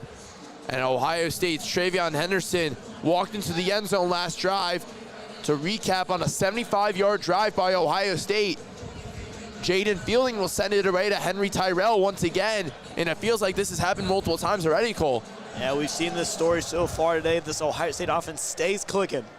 Tyrell receives the ball at the 5-yard line. He's got some green grass in front of him, but Ohio State special teams unit takes him down at the 27-yard line, and that brings out Michigan State's offense once again, led by Peyton Thorne, 9 for 14 today, 99 yards in the air with 1 touchdown. Yeah, Thorne in that offense last time out were able to move the ball down the field with ease. They went 7 plays for 76 yards, which ended with a Jalen Reed touchdown. A couple penalties to help them get along the way. Let's see how they respond this time out. 7 minutes to go in this second quarter. Ohio State leading by 15. Thorne, 2 receivers to his left, 2 to his right, 1 in the backfield. That's Berger. Fakes the handoff. The play action. Zach Harrison tipped the ball, leading to an incomplete pass with 6:55 to go in the second quarter. Great job by Zach Harrison. And just a good read on Harrison, from Harrison on Thorne right there. Following him the entire way, being able to get that pass deflected, as Peyton Thorne has struggled so far today trying to get around the edge on those play action passes.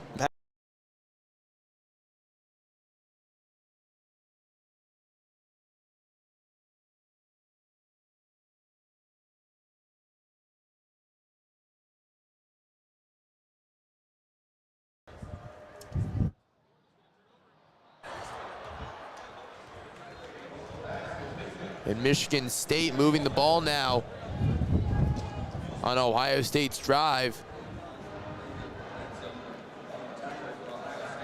6:38 to go in the second quarter. And Ohio State's defense playing pretty well so far against this Michigan State offense, Cole. Yeah, they're holding him up so far in this drive. Forces Michigan again with another 3rd and down situation. 2 for 5 so far today. Can Peyton Thorne and his offense push through here? If not, Ohio State's looking back with a strong offensive end and further trying to expand their lead. Trips formation to Thorne's right, 1 in the backfield. Thorne snaps the ball in the gun, finds Malik Carr. Incomplete pass, cannot hold on to the ball. And Ohio State thinks they have the fumble, and the referees rule in favor that Malik Carr took steps and had forward progress to make it a fumble, so Ohio State gets the turnover. Some luck on this drive. And Carr's first reception of the day, we're looking at it again. Doesn't look like to me that he even took a singular step before being wrapped up that time by linebacker Tommy Eichenberg. I think this one's going to be turned over.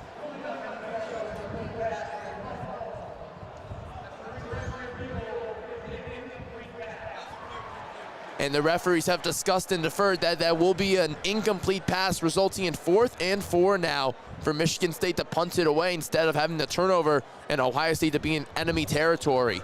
And a quick replay there, and a good job by the officials just to make sure, didn't take any steps there. Really helps out this Michigan State team as they can now try to put Ohio State under, trying to get a good punt off here. 6:07 to go in the second quarter, as Ohio State's Emeka Ibuka back to receive the punt at the 9-yard line of Ohio State.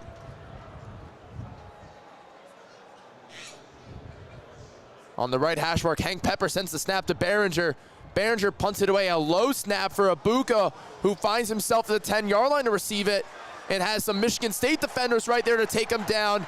Great job by Michigan State to find Ohio State's Emeka Ibuka to not allow him any green grass. A great job, like you talked about, from that special teams unit, pinning Ohio State now on the 9-yard line.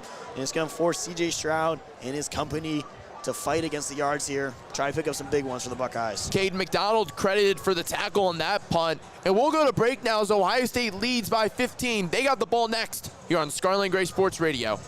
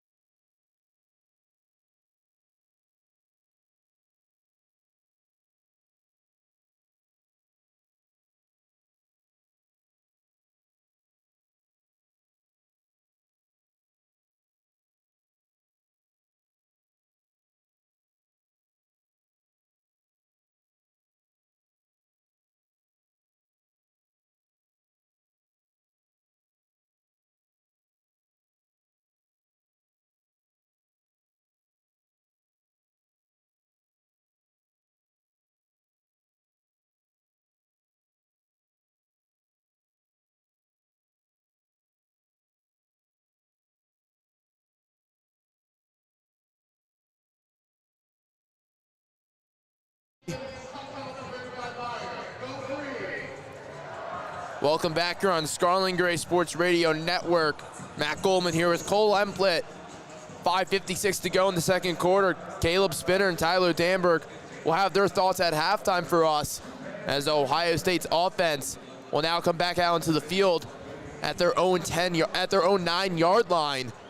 Cole, for Ohio State right now, they've been driving down the field so often and so easy every time against this Michigan State defense. What do you want to see from this drive for Ohio State? Because they've kind of shown everything at this point. Is there a certain player that you want to see get more involved? Is it something with C.J. Stroud? What is it exactly? I think you hit on exactly. This is just a overall well-balanced attack. You never know what they're going to see. In terms of who needs to get the ball, I think you keep on giving it to Travion Henderson, who's almost about to hit that 100-yard mark. And this is a key drive for Michigan State. They need to stop. They can't risk going down 20 points to Ohio State. Stroud snaps the ball under the gun to Henderson on the outside. Henderson moves up the field for 4 yards on that carry. 5:47 to go in the second quarter.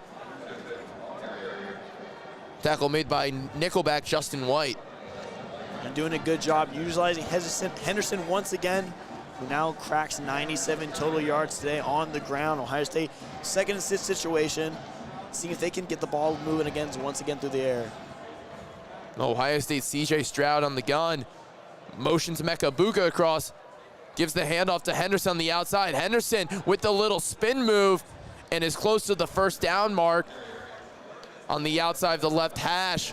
So that will make it 3rd and 1 for Ohio State. The ball on the 18-yard line. And that one is going to put Henderson above 100 yards. Incredible remark for the second-year running back. 100-plus in this first half. And I like the play call. Give it to Henderson. Let him get going again. It'll be interesting to see if they go back to him on this final one. 4:50 to go in the second quarter. You can hear the crowd on their feet. Xavier Johnson's checked into the game. He's in the backfield to Stroud's right hip. 2 receivers to both sides. Stroud takes the snap. He looks around. On the slant pattern, it's Marvin Harrison Jr. getting the reception and moves the chains once again for Ohio State. Yeah, they connect for the 3rd time today. Just a great little slant route. Thereby, Harrison able to get open. A nice and easy connection for C.J. Stroud that time. Moving the chains. C.J. Stroud and Marvin Harrison Jr.'s connection and chemistry, it's always off the charts, and it's proven these two are really strong together. Stover moves in motion to the left side. Henderson in the gun. Gets the handoff on the outside. That's actually Xavier Johnson who moves the pile. So Xavier Johnson, the wide receiver, coming in and taking a couple snaps in the backfield, running back. Yeah, second play in a row, and this time he actually does get that quick pitch. Travion Henderson, other than Mecca Ibuka on a jet sweep, is the only running back getting so far today. It'll be interesting to see with Miyan Williams out, if Down Hayden comes into the game, or they're going to continue with Xavier Johnson just to give Henderson some breaks. Henderson Jr. checks back into the game for Ohio State. Stroud communicates with his running back. Stroud goes under center. 2 receivers to his left, 1 to his right. Henderson in the backfield, motions in Ibuka to his left flank. Gives the handoff to Travion Henderson. He breaks a couple tackles. Henderson makes a couple defenders miss and trails out of bounds to Ohio State's 49 towards the Michigan State sideline. So Henderson continues to roll for the Buckeyes. And after last week, with the game off against Rutgers, Travion Henderson has gotten it going so far today. 18 carries on the ground for 110-plus yards here in just the first half. He's talk about a workload, and he's been carrying it so far for the Buckeyes. Clock continues to tick towards halftime. Ohio State has 3 timeouts. The Spartans with 2. Stroud goes back under center. 2 receivers to his right, 1 to his left. Henderson in the backfield. Fakes the handoff. The reverse on the outside. That's Emeka Ibuka. And gets tackled immediately by Michigan State's defenders. Great tackle from Amir Speed. Yeah, another designated jet sweep to that one to Ibuka. Caged over the lead blocker, but it seemed like there was 3 defenders out there. It looked like a miscommunication, almost as if Ohio State needed another guy to get out there and block. Instead, Ibuka takes a huge hit on that one. Tackles from also Justin White, who got on there for that tackle. So the ball is on Ohio State's own 49-yard line. And a timeout has been called by Ohio State. And this timeout is their first of the half, so Ohio State will continue to use the clock to their advantage, trying to add on to this lead, only up 15 to Michigan State. So when you look at the stats, Cole, 380 yards of total offense for the Buckeyes versus Michigan State's 116, yet the Buckeyes are only up 15 points. And that's due to the one interception by CJ Stroud, which of course went back for 6 by Michigan State. Ohio State otherwise is 4 for 4 in the red zone today. Their offense has been clicking, like I said, other than the one incompletion. It's just a true testament to what this offense has been capable to do, and we've seen it all season long, talking about the number 3 total offense, number 1 passing offense in the nation. For Ohio State right now, we will stick around here as both teams come back out. 2:30 to go. Ohio State now in opponent territory. Ball on Michigan State's 49-yard line. And for Michigan State right now, we have really not seen one player come out here and have a huge effect on the game. Yes, Charles Brantley had the pick 6, but besides that, no Michigan State defender has really come in and given Ohio State trouble. They've done a good job stopping the run in that first quarter, but ever since then, Trayvon Henderson pretty much been able to do whatever that he wants on the ground. Stroud takes the snap from the gun, looks around. He's got Emeka Egbuka once again, makes one defender miss, and it was tackled down by Angelo Gross, moving the chains once again to the 34-yard line. And man, Emeka Egbuka put it on the jukes on that one, making 2 defenders miss him. And now clock ticking, 2:20. Ohio State's going to have to play the clock situation a little bit. They don't want to score too quick and let Michigan State get a chance, but they definitely want to get in that red zone opportunity as quickly as possible. They just showed a camera shot of head coach Mel Tucker, who got an 11-year, $95 million extension the offseason. Stroud under center, gives the pitch on the left side, inside the hash marks for Trayvon Henderson, goes outside the hash marks, and gets enough to make it second and manageable now with 1:50 to go in the second quarter. I really like that play call from Ryan Day. Keep that clock moving. Get the ball in the Trayvon Henderson hands, who's been so reliable so far today. Force Ohio State to use the clock as they still have 2 timeouts and plenty of time. You don't want to give the Spartans any single chance to get the ball again in the second. Ohio State, CJ Stroud in the gun. 2 receivers to his right. Henderson in the backfield behind him. Mitch Rossi, the extra tight end, has come in. The play action. Stroud goes deep. He's got Harrison Jr. in the middle of the field, and he's in the end zone for another touchdown. Travion Henderson, or Marvin Harrison Jr. is connected with CJ Stroud to add Ohio State's lead. 35-13 is your score. 34-13 is your score. And man, Ohio State has gotten it going. A 28-yard touchdown pass for Marvin Harrison, second one of the game. The only question is, did Ohio State leave too much time for Peyton Thorne in this Michigan State offense? The connection is deep for Ohio State on a 91-yard drive and a 28-yard touchdown pass. CJ Stroud to Marvin Harrison Jr. Mirko with the hold, Ruggles with the kick, and sends it through. And Ohio State now leads 35-13 with 1:20 to go in this half. We'll stick around here on Scarlet and Gray Sports Radio halftime show coming up in just a moment with Caleb Spinner and Tyler Danburg. Right now, Peyton Thorne, you just mentioned, did Ohio State leave too much time on the clock for the Buckeyes defense to handle? Do you believe that Peyton Thorne, with the capabilities and what he's shown today, what do you believe he can do right now? Can he get them to field goal range? Can he get them to score a touchdown? What do you think he can do? You know, at times he's shown a lot of promise, and I think he can definitely get him in a good situation to at least attempt a field goal. Other than the one interception, he's only thrown for 105 yards, and he's got the 1 touchdown pass, but I think he can be able to get him into a good field position. So how this Ohio State defense responds, they know that Michigan State's going to be throwing the ball every single play with the time running down. And a lot of students heading towards the exits or either going to the bathrooms early for Michigan State right now in Spartan Stadium. 1:20 to go in the second quarter. Jaden Fielding's going to send it away to Tyrell as Tyrell awaits it at the 2-yard line and receives it at the 5. And he's got green grass in front of him. He's on the outside. He's missed a couple tackles, and a great return at the 36-yard line of Michigan State's own. With 1:14 to go in the second quarter, 2 timeouts for the Spartans. Peyton Thorne's going to enter. So time is left on the clock with 2 timeouts to help Peyton Thorne, his Michigan State offense, to potentially get a score right here. Yeah, for Tyrell on that one, almost saw some green room and kept going. Cody Simon just made the last-second tackle. Still sets Michigan State up with some pretty good field position here near the 35-yard line. Thorne walks back out into the field. He has Elijah Collins in the backfield to his left hip, 2 receivers to his left, 1 to his right. Thorne looks around, the pocket collapses, and he is taken down. Michael Hall, 3rd sack of the game. The interior, Ohio State's number 51, has been unstoppable today. We talked about unstoppable today. Earlier, Matt, you asked me, there's no marquee guy on that defensive line, but Mike Hall's trying to make a statement today. He's been phenomenal all year long for the Buckeyes. He comes up big on that one, forcing Michigan State to go 7 yards back. J.D. Duplain, the left guard, has had some trouble, and the clock stops before the play. A false start going against Michigan State. And just penalty after the sack on that one. Michigan State forcing to go back even more, presumably as the referee comes here to make the call. But Michigan State not the ideal way to go. Try to get some points on before the end of the half.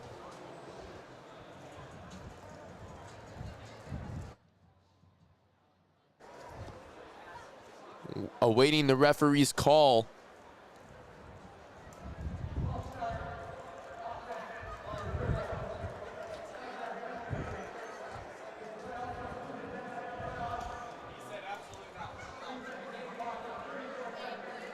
So as the penalty happens under 2 minutes, a 10-second runoff is occurred, or Michigan State could use one of their 2 timeouts, and they elect to take the 10-second runoff. A 2nd and 22 situation now, and the clock continues to tick. 29 seconds go. So Michigan State right now, could they just be heading to the locker rooms at this point with a big sack from Michael Hall? And a screen pass to Mosley on the outside from Thorne, and the clock continues to tick. As the no timeout for Michigan State, so it looks like we're going to go to halftime. Michael Hall's sack really did justice and stopped any momentum from happening for Michigan State's offense. Yeah, and for Michigan State attempting not to even go to end this drive here. Ohio State will receive the ball to start the second half after Michigan State got on their first one that led to the Lathan Ransom interception. And Ohio State firing all cylinders on the offensive end, and they'll get their offense back going with the second half. And just like that, Ohio State leads 35-13 at halftime. Caleb Spinner and Tyler Danburg will have the halftime show. Cole, quick thoughts from both sides. Travion Henderson has been dominant. Even though C.J. Stroud through the air has 4 touchdowns, Travion Henderson alone has had 117 of the 144 yards for Ohio State. In comparison, Michigan State 4 yards so far on the ground today, and that tells the story. Buckeyes lead by 22. We'll be back here for the halftime show. Caleb Spinner and Tyler Danburg up next.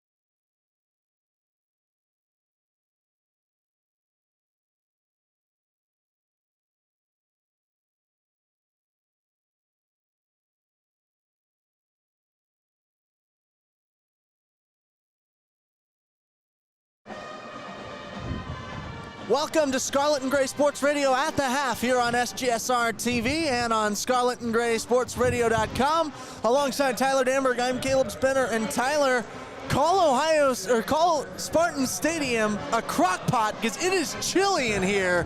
This is ridiculous how cold it is up here. It's windy, it's cold, Caleb, but it is sunny. We've got sunshine peeking out of that north corner of the end zone of beautiful Spartan Stadium, but the sun not really being much of a factor, but Ohio State certainly has been much of a factor in that first half. Yeah, Ohio State has been heating up on offense, and a lot of it for both teams, the Spartans and the Buckeyes, has been through the air. But one adjustment that we saw, particularly in the first half of this game, or particularly in the first quarter, rather, of this game, as we have yet to get underway with the second half, is that this has been through a bunch of chunk plays for Ohio State. It's not been the methodical few yards, first down, touchdown. It's instead been on 40-yard touchdown passes and 20-yard touchdown passes. Ohio State has done this in gigantic chunks rather than their methodical ways of the past. Well, you can just see it in the receivers. If you look at Ohio State's top three receivers, Marvin Harrison Jr. has 4 catches for 91 yards. Julian Fleming has 4 catches for 81 yards, and then Emeka Egbuka, to pace all the receivers, just 3 catches but 109 yards. So the receivers really exemplify how many chunk plays we're seeing, especially in the air for Ohio State. And the same thing on the Spartan side of things. The second it looked like they would be out, the Spartans score a long touchdown to Jalen Burke, and it was an incredible catch on that far side, left side, where it was basically a defensive pass interference against Ohio State, but he made the catch anyways. It was a gorgeous catch by Jaden Reed, who's really starting to get back into it. He had a couple injuries, Caleb, the last couple of weeks, but then he started to get things going last week against Maryland, and then doing what he really does best, making those circus catches like he did, going one-on-one on that near side of the end zone. Well called by Matt and Kole.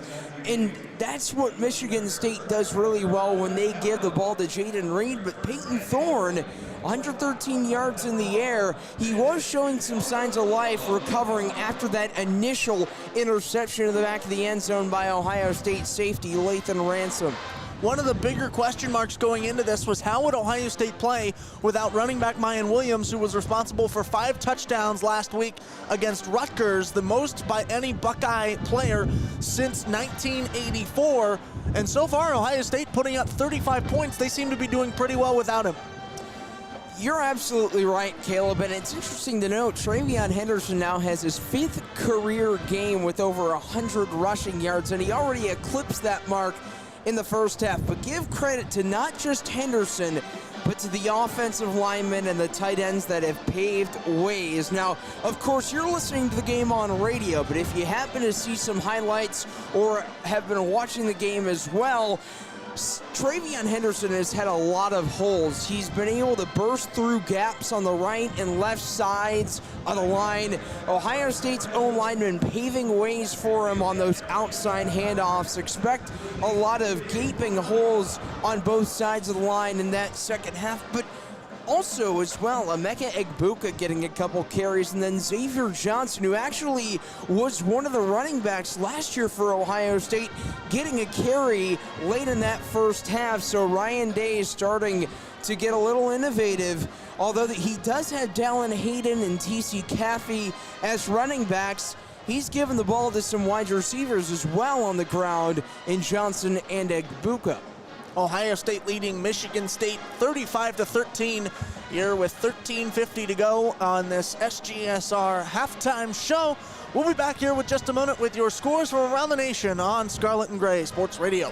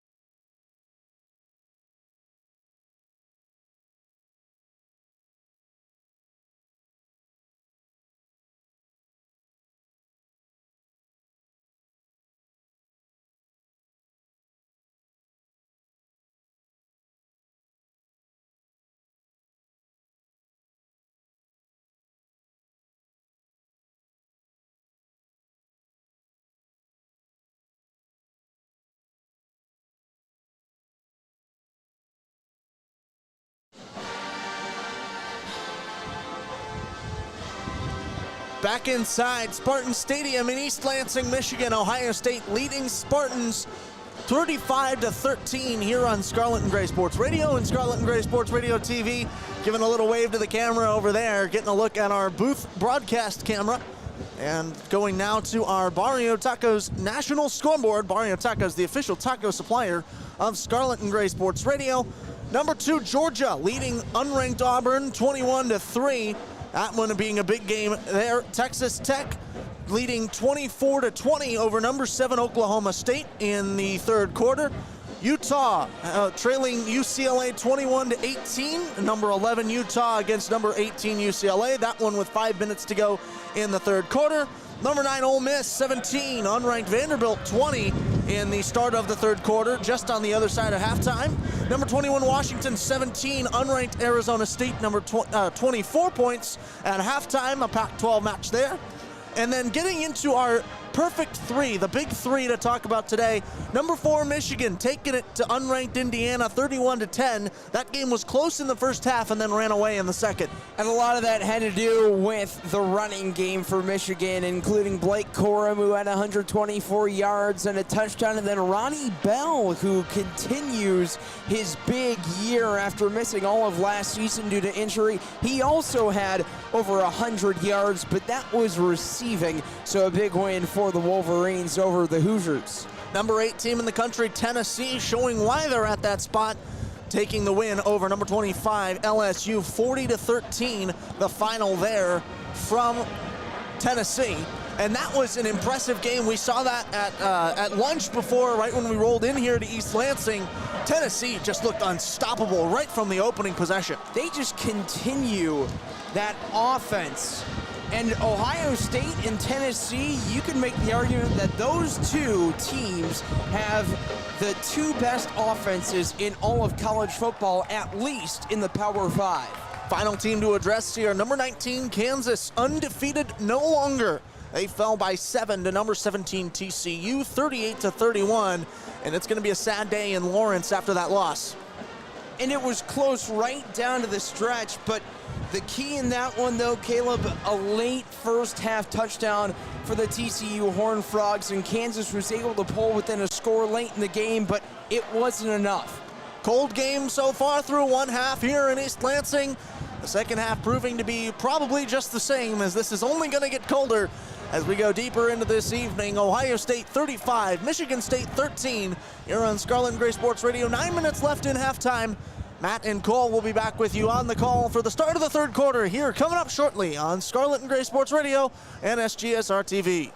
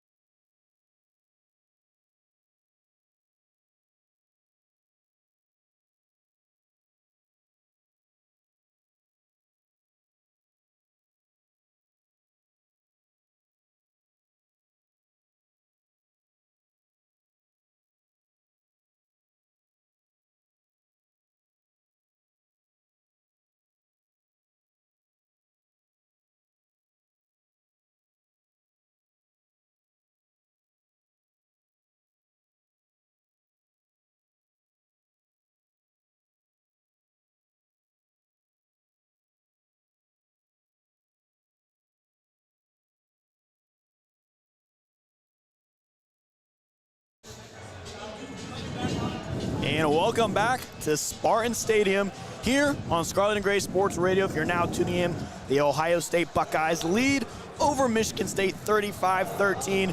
About 20 seconds till the start of the second half. And Matt, it's been all Ohio State. 429 total yards on the game today. And this offense has really done no wrong other than the one C.J. Stroud incompletion, which led to an interception.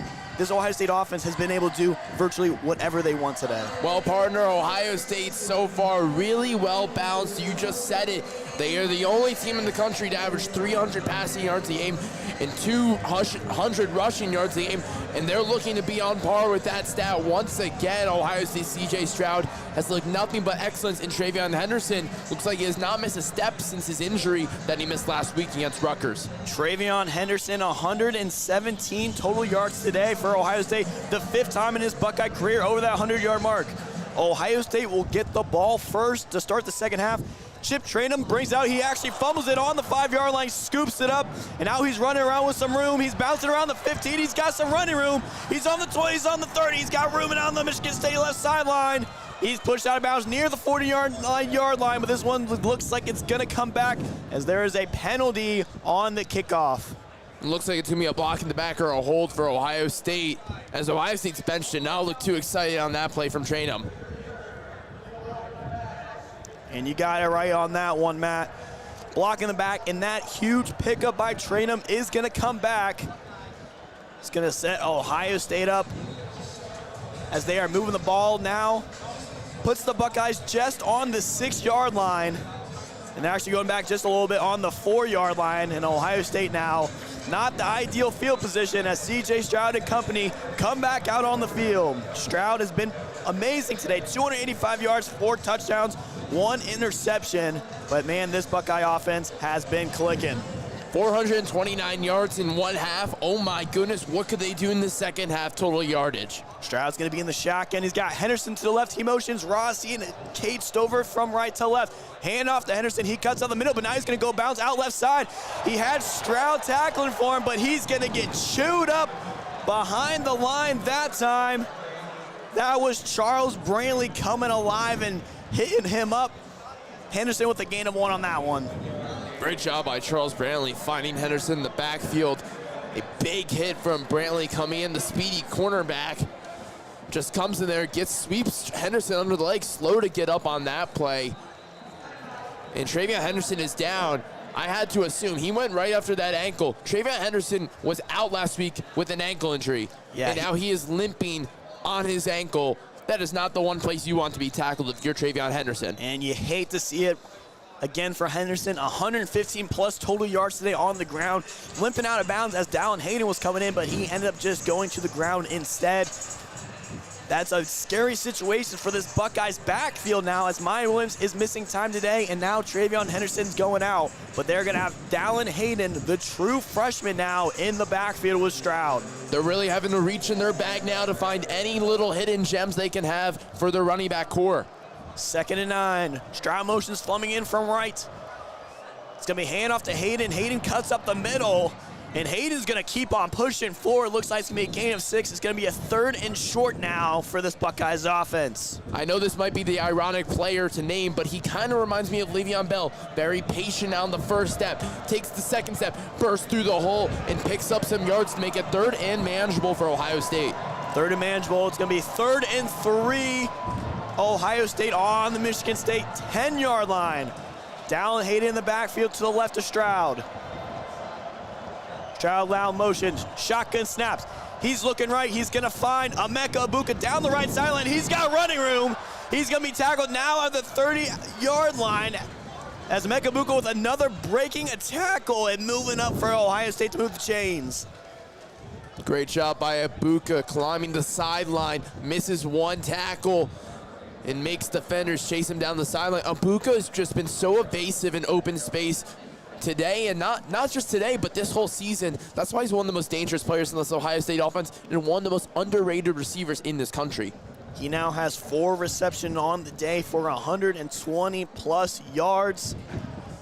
Stroud now working with Mitch Ross in the backfield. This one's going to be handed off to Xavier Johnson, going from right to left on the jet sweep. Johnson's going to be just short of that first down marker near the 40-yard line. It's going to be a 2nd and short now for Ohio State. As I mentioned, Ohio State's going to have to go in their bag of tricks with this backfield depleted, as Travion Henderson is still not in the game. So Xavier Johnson, we saw in the first half, having to play a little running back for Ohio State, comes down that play, takes us to the reverse, and Ohio State moves up the field for a 2nd and 3, down Hayden back in. I'd like to see what they use with the true freshman. Hayden back in, and also using Rossi a lot more here in this second half. With him out, Rossi's going to be now to the right along with that offensive line. Hayden in the backfield. Rossi motions right to left. It's the pitch to Hayden. He's going down the left sideline now. Going to be tackled just inside around the 45-yard line. A good pickup of 6 yards and a move of the chains for Ohio State. And I'm glad Ryan Day's not going away from run the ball. Just keep running the ball no matter what. We've seen it work. Travion Henderson's in the red tent for a reason. So let's have Dallin Hayden run the ball. See what we can use with our running backs right now. Dallin Hayden was able to get plenty of playing time against Toledo just a couple weeks ago, where he was able to pick up his first collegiate touchdown of his career. Ohio State now 1st and 10 from inside Michigan's 43-yard line. Stroud in the shotgun. He's looking right now, looking across the middle. He's going to find Marvin Harrison just 3 yards ahead of that first down marker. And Ohio State now entering Michigan State territory. Buckeyes doing a good job on that one. Find the quick one to Harrison, and the Buckeyes once again moving. You're right. It's the quick stop and go route for Marvin Harrison Jr. He's up the field, moves the chains for Ohio State, and that's all you need to ask for Marvin Harrison on that play. Just a simple play. Stroud again. He's got Hayden to the right of him. Shotgun snap. He's looking right. He's now looking left. He's going to evade. He's going to move up in the pocket, but he's going to be wrapped up and sacked. C.J. Stroud taking on that one from Derek Harmon. The first time Stroud has gone down today from that Michigan State defensive line. You know, I thought really right there, great sack by Derek Harmon. Michigan State's defense kind of showing something on the defensive line. But what I really liked, I kind of thought C.J. Stroud was going to lose the ball possibly. He had the ball at last second, tucks it inside, takes the sack. Great job by Stroud and the maturity he has shown throughout his time in the pocket. Great sack by the redshirt freshman Derek Harmon. Stroud back in the shotgun with the snap. He's looking out left. He's going to find Harrison. Excuse me, that's Emeka Egbuka across the middle, and Egbuka fighting for yards. Looks like he's going to be just short of that first down marker, nearing the 39-yard line now, Michigan State. And excuse me, he is going to pick up, and they are going to move the chains. Another first down for this Ohio State offense. C.J. Stroud thrown through the tight window to Emeka Egbuka to pick up the first down. Impressive throw. Just gets it through 2 defenders. Makes it so easy with the way Stroud throws the ball, and his release is so pretty. First down for the Buckeyes once again. Stroud motions Stover from left to right. He's got Hayden in the backfield to the right of him. He now motions Egbuka as well across. It's going to be a handoff to Hayden up the middle, but he's going to be stuffed just at the line. And Ohio State's going to work now with a 2nd and 10 against the Sparty defense. Nice tackle from Angelo Gross coming in there from the backfield, or from the secondary to get in the backfield and help out their defense. There's going to be a penalty, it looks like, on the field.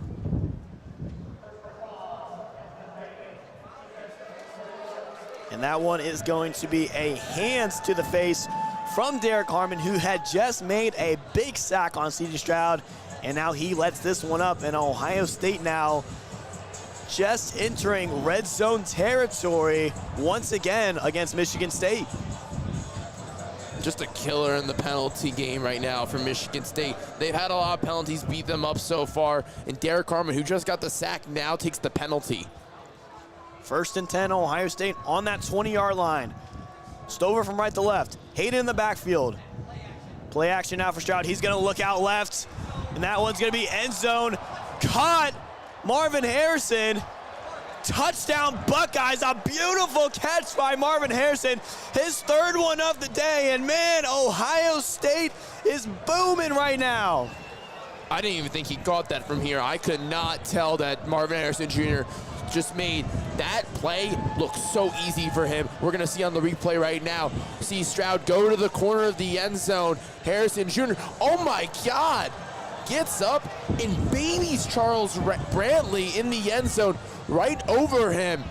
He got mossed on that play. A beautiful catch, that lower end zone right near the pylon. as Marvin Harrison now 3 touchdowns on the day. Noah goes in to attempt the extra point. It's up, and it is good. Ohio State 42-13 off a 19-yard touchdown pass from C.J. Stroud to Marvin Harrison. 9 plays, 96 yards, and Ohio State offense looking as strong as ever here against Sparty. That was a really impressive drive by Ohio State. It didn't look so promising after the Derek Harmon sack, but you know what? This is why Ohio State is the top offense in the country for a reason, with over 500 yards already in the third quarter, because they know what they're doing. They have the playmakers to do it. C.J. Stroud is arguably the best quarterback in America, and he put that ball right where Marvin Harrison Jr. needed to catch it over Charles Brantley. Just a beautiful play in the execution from Ryan Day's offense. Looks awesome so far, and they've added to their lead. We'll take a quick break here on Scarlet and Gray Sports Radio. Number 3, Ohio State Buckeyes lead Michigan State 42-13 with just under 10 minutes remaining in the third quarter. We'll be right back.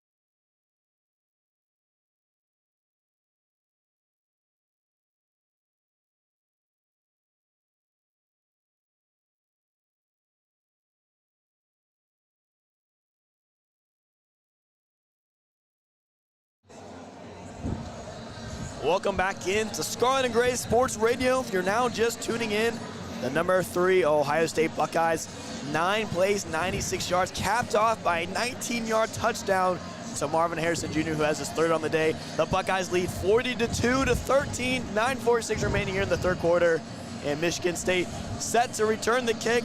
And let's see if the Spartan offense can get something going. Haven't been able to get anything since that first quarter.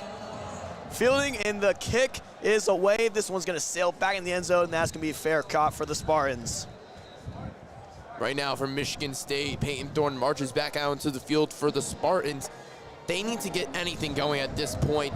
It's been very inconsistent play calling, and Jalen Berger, the running back for Michigan State, he's struggled the last couple weeks.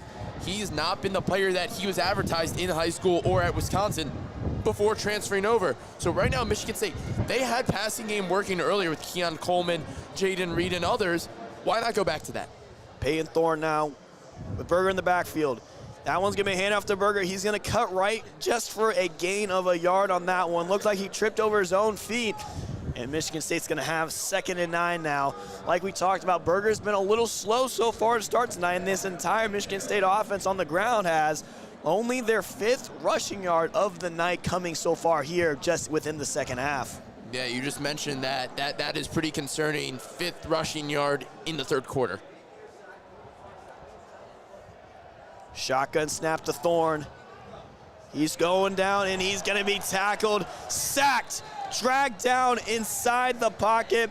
The Ohio State defense was too much for him on that one, as Jerron Cage is going to be credited with the sack, which is going to set up a 3rd and long for the Spartans. So a couple things I noticed on that play where Ohio State did well. Tommy Eichenberg, Steel Chambers went up to the line acting like they were about to go in there and sack or try and blitz, the offensive line of Michigan State. Backed away. That threw off Thorne, and then all of a sudden, Jerron Cage gets in there, gets the sack. Great job by Jim Knowles' defense. Shotgun snap, Thorne looking out left. He's got to scramble around in the pocket as he's being pressured, and is sacked. 4th one of the day for Mike Hall. Have a day, the Ohio State defensive lineman coming up big, and Michigan State forced to bring out their punting unit. We talked about it. Ohio State really doesn't have that premier pass rusher, but you know what? It might not be a defensive end, might not be the prettiest position in football, but it's Michael Hall right there, ladies and gentlemen. That is the epitome of Ohio State defense. The defensive tackle for the Buckeyes has come in here and been a dangerous threat with 4 sacks today. Mike Hall has been everywhere tonight, forcing that Michigan State punting it back on the field. Emeka Egbuka back to receive for Ohio State. Bryce Barringer set in his own end zone. He punts this one off, and this one's going to be kicked just near that 50-yard line. Not the best kick from Barringer on that one. Ohio State's going to set up with on the 50-yard line in great field position on this one. Not the best kick from Barringer, and that just gives Ohio State's offense an easier time to march down. Just half of the field now. The ball is on midfield, the 50-yard line. So Ohio State right now, 7:42 to go in this quarter. They can continue adding the scoring. They can be in the 50 mark in just no time. Ohio State, their last drive, 9 plays for 96 yards, ending with a Marvin Harrison touchdown. It's doing it in just a quick 6 minutes. Their offense is going to return back to the field. Number 3, Ohio State up on Michigan State, 42-13. 7:42 remaining here in the 3rd quarter. We'll be back on Scarlet and Gray Sports Radio for the remainder of the action.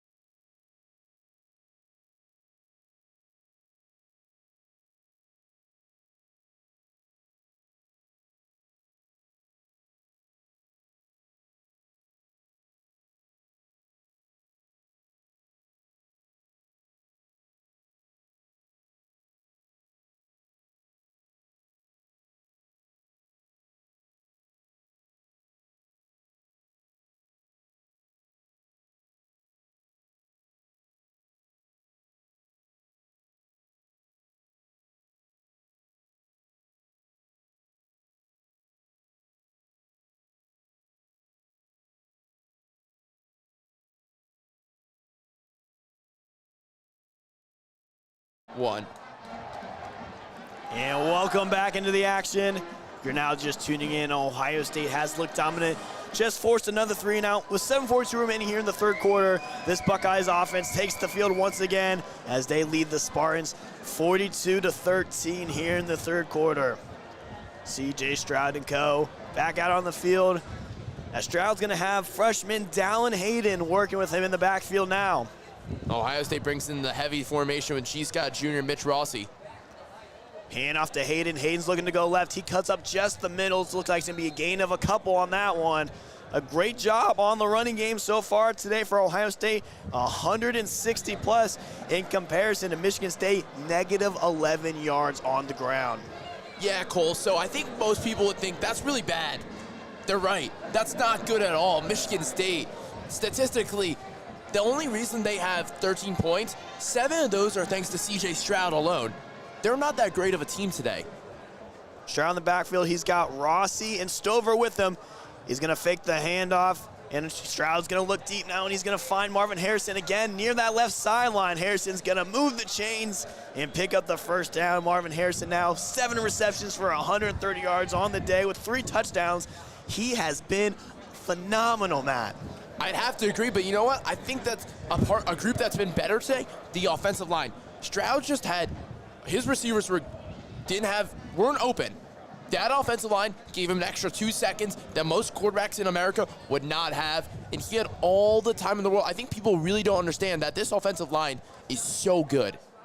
Stroud now, he's got Mitch Rossi, but he's got Xavier Johnson in the backfield. The pitch to Johnson. Rossi, the lead backer. Johnson's going to cut up the middle, and he's going to be tackled. Looks like a gain of 5 yards on that one. Well, I say getting a couple different guys out in that back. Going with Henderson, going with Dallin Hayden, now Xavier Johnson as well, getting some touches in that backfield. Well, it's not the greatest sign that Travion Henderson has now returned onto the field and not knowing what his timetable is going to be, especially the fact that Miyan Williams is out today, and Evan Pryor did tear his knee up in the summer as well. So the backfield for Ohio State, to say it's deep is a very false statement because they really don't have many options. Second and short now for the Buckeyes. Dallin Hayden lined up to the left of Stroud. Stroud, shotgun snap. He's got evade pressure. He's rolling out left. He's going to throw this one up, intended for Cade Stover, but that one's going to be incomplete, out of bounds. And for a rare time today, especially in this second half, Ohio State third down now. They're 4 for 5 so far today as they're dealing here now in Spartan territory. That was only Stroud's 4th incompletion in the game. He's almost at the 400-yard mark today on the passing game. That play, you know what, you'll take that any day. 3rd and 2. Stroud has Hayden to the left of him. He's going to look towards the sideline now. Play clock at 13 seconds. Stroud off the line, lines up once again. Stroud, snap. Haynes it off to Hayden. Hayden's going to cut the middle. Hayden's going to bounce forward for a couple yards, and he's going to pick up the first down with these. That Ohio State running game once again proving effective against this defense. You mentioned it, Cole. Just thinking about Tyler Danburg for a quick second. Cole, that Dallin Hayden you're right, he bounced off a couple tackles, and that's what I really like about Dallin Hayden. He was recruited because he's a really physical back, and he's shown that today in the Big Ten. I don't think Dallin Hayden realized that he was going to be playing this often and this early in Big Ten games. Hayden was to the right of Stroud. Now he's back actually to the right. He's going to motion Stover from left to right, as well as Abuka from left to right as well. In the shotgun. Quick pitch out to Hayden near down the right sideline. Hayden's going to bounce forward for a couple yards, and he's going to be wrapped up, pushed near the 10-yard line, just past it. A great play, being able to corral the ball in extra yards after the tackle, and Ohio State's going to have it 1st and goal from the Michigan State 9-yard line. So for Ohio State right now, they have a new face at right guard, Anak Viami is in the game. No sign of Matt Jones. I'm not exactly sure what happened to him. He might be injured at the moment, but I see him. He's on the sidelines. He is not in, but Viami with the great block downfield, him and DeJuan Jones helping out Hayden. Dallin Hayden already up to 36 yards so far here in the second half. Stroud now, 1st and 9. Hayden to the right of his hip. This one's going to be fake. Play action. Stroud's going to have to evade pressure. He's rolling out left now. Being hawked down by a couple Spartans. He's going to throw near the left end zone. That one's going to be incomplete, out of bounds. Intended target, Emeka Abuka. And that's okay. Stroud throwing off his back foot. The pocket really kind of collapsed a little early, but that also was thanks to CJ running on his own and running on the outside, allowing for the defenders to follow him. So for CJ Stroud, just kind of figuring out what to do right now and just taking his time. There's no pressure for these plays. You're up a lot of points. Just kind of see what works for you and what you're comfortable with. In a rare time today, Stroud has actually had to roll out of the pocket. 2nd and 9. 10 seconds here to go on the play clock. Stroud Gonna be in the shotgun. Is gonna have Hayden in the backfield. Motions Abuka from right to left. Hand off to Hayden. Hayden's gonna cut at the middle. Hits one defender. He's trying to push forward, but he's gonna be tackled just inside, looks like, the 3-yard line. And Ohio State with a 3rd and short here, just near the goal line. So Matt Jones, the right guard for Ohio State, his helmet's off on the sidelines, but he is standing with the rest of the offensive players for Ohio State. Curious to see why he's not in. He's one of the premier guards for Ohio State that they could use, but you know what? VME right now is looking like a natural out there, and you know what? You have not even noticed if he was in the game for Matt Jones. Ohio State has been perfect in the red zone so far today, 6 for 6, as it looks like the Ohio State offense is going to come off the field. Ryan Day is going to elect to take a timeout here, try to get his offense readjusted with this 3rd and short situation. Right now for Ohio State, 3rd and short. If you don't get it, I know this might be weird saying, but yeah, we'll take the field goal. Get Noah Ruggles some points. The wind is flying right now. Allow Noah Ruggles to do what he needs to do. But for Ohio State, they got 3 minutes to draw this thing up right now for the timeout. They can take the time in the world. They have so many options. You know what? If they were to get Cade Stover in the flat, I think that would be really good for Ohio State, or get him across the middle. I think the slants is always something that Ohio State works. I know it's really simple, but you know what? The playmakers Ohio State has, they can do that with ease. And Marvin Harrison Jr. and Emeka Abuka coming across, trying to have these crossing routes and confuse the Michigan State defenders, also something that would work. So many dangerous weapons. You don't know what this Ohio State offense can throw at you. We'll take a quick break. Ohio State's going to have it 3rd and 3 when we come back, as they lead 42-13 with just 3:40 remaining here in the 3rd quarter. We'll be right back here on Scarlet and Gray Sports Radio.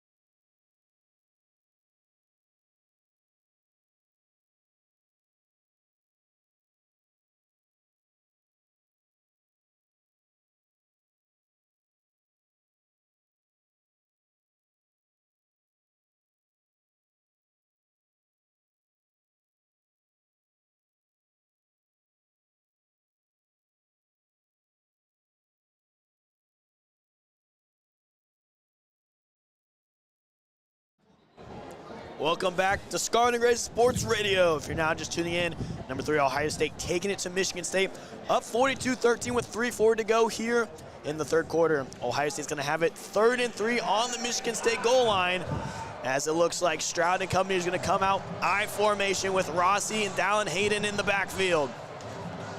I think a fullback dive might be the play right here for Ohio State. Stroud under center. Hands off to Mitch Rossi, that fullback dive. And he's going to be stuffed just short on that 1-yard line. 3rd week in a row we've seen the fullback dive from Mitch Rossi, but he's going to be just short. And I think Ryan Day is going to keep that offense on the field, and they're going to go for it. It's like I studied the Ohio State football team or something. It's kind of crazy how I knew that. But no, Ohio State, I like the changeup. And, you know, Mitch Rossi is a really versatile fullback / tight end for Ohio State. 4th and 2, under center Stroud. He's got Rossi and Hayden in the backfield. Fakes the play action. He's going to look. He might take it in himself, but he's going to find it. G. Scott in the back of the end zone. Touchdown, Ohio State. G. Scott coming up big on the 4th and 2. And Ohio State is running rampant here in East Lansing. G. Scott Jr., congratulations, your first touchdown as a Buckeye this season. And C.J. Stroud, that was a perfectly executed play. Ryan Day knew what he was doing. Stroud rolls on the outside. G. Scott, he could have thrown it to G. Scott for 2 seconds prior to that. And I was thinking to myself, G, you need, or CJ, throw the ball to G. He's wide open right now. Excellent play, excellent job by Ohio State, and the Spartan fans head for the exits. Ohio State now out with the field goal unit as they lead 48-13. Ohio chants now around Spartan Stadium. Jesse Mirkos with the hold. Noah Ruggles, the kick is up, and it is good. Going back to that G. Scott touchdown, Ryan Day has talked about how G. Scott's been one of the most hard-earning workers in this Ohio State program, and you love to see a touchdown there from the junior. Couldn't agree more, Cole. He was recruited as one of the top receivers in the nation. Ohio State's wide receiver room filled to the brim every year with the top talent in the country with Jackson Smith and Jigba, Marvin Harrison Jr., Emeka Ibuka, and more.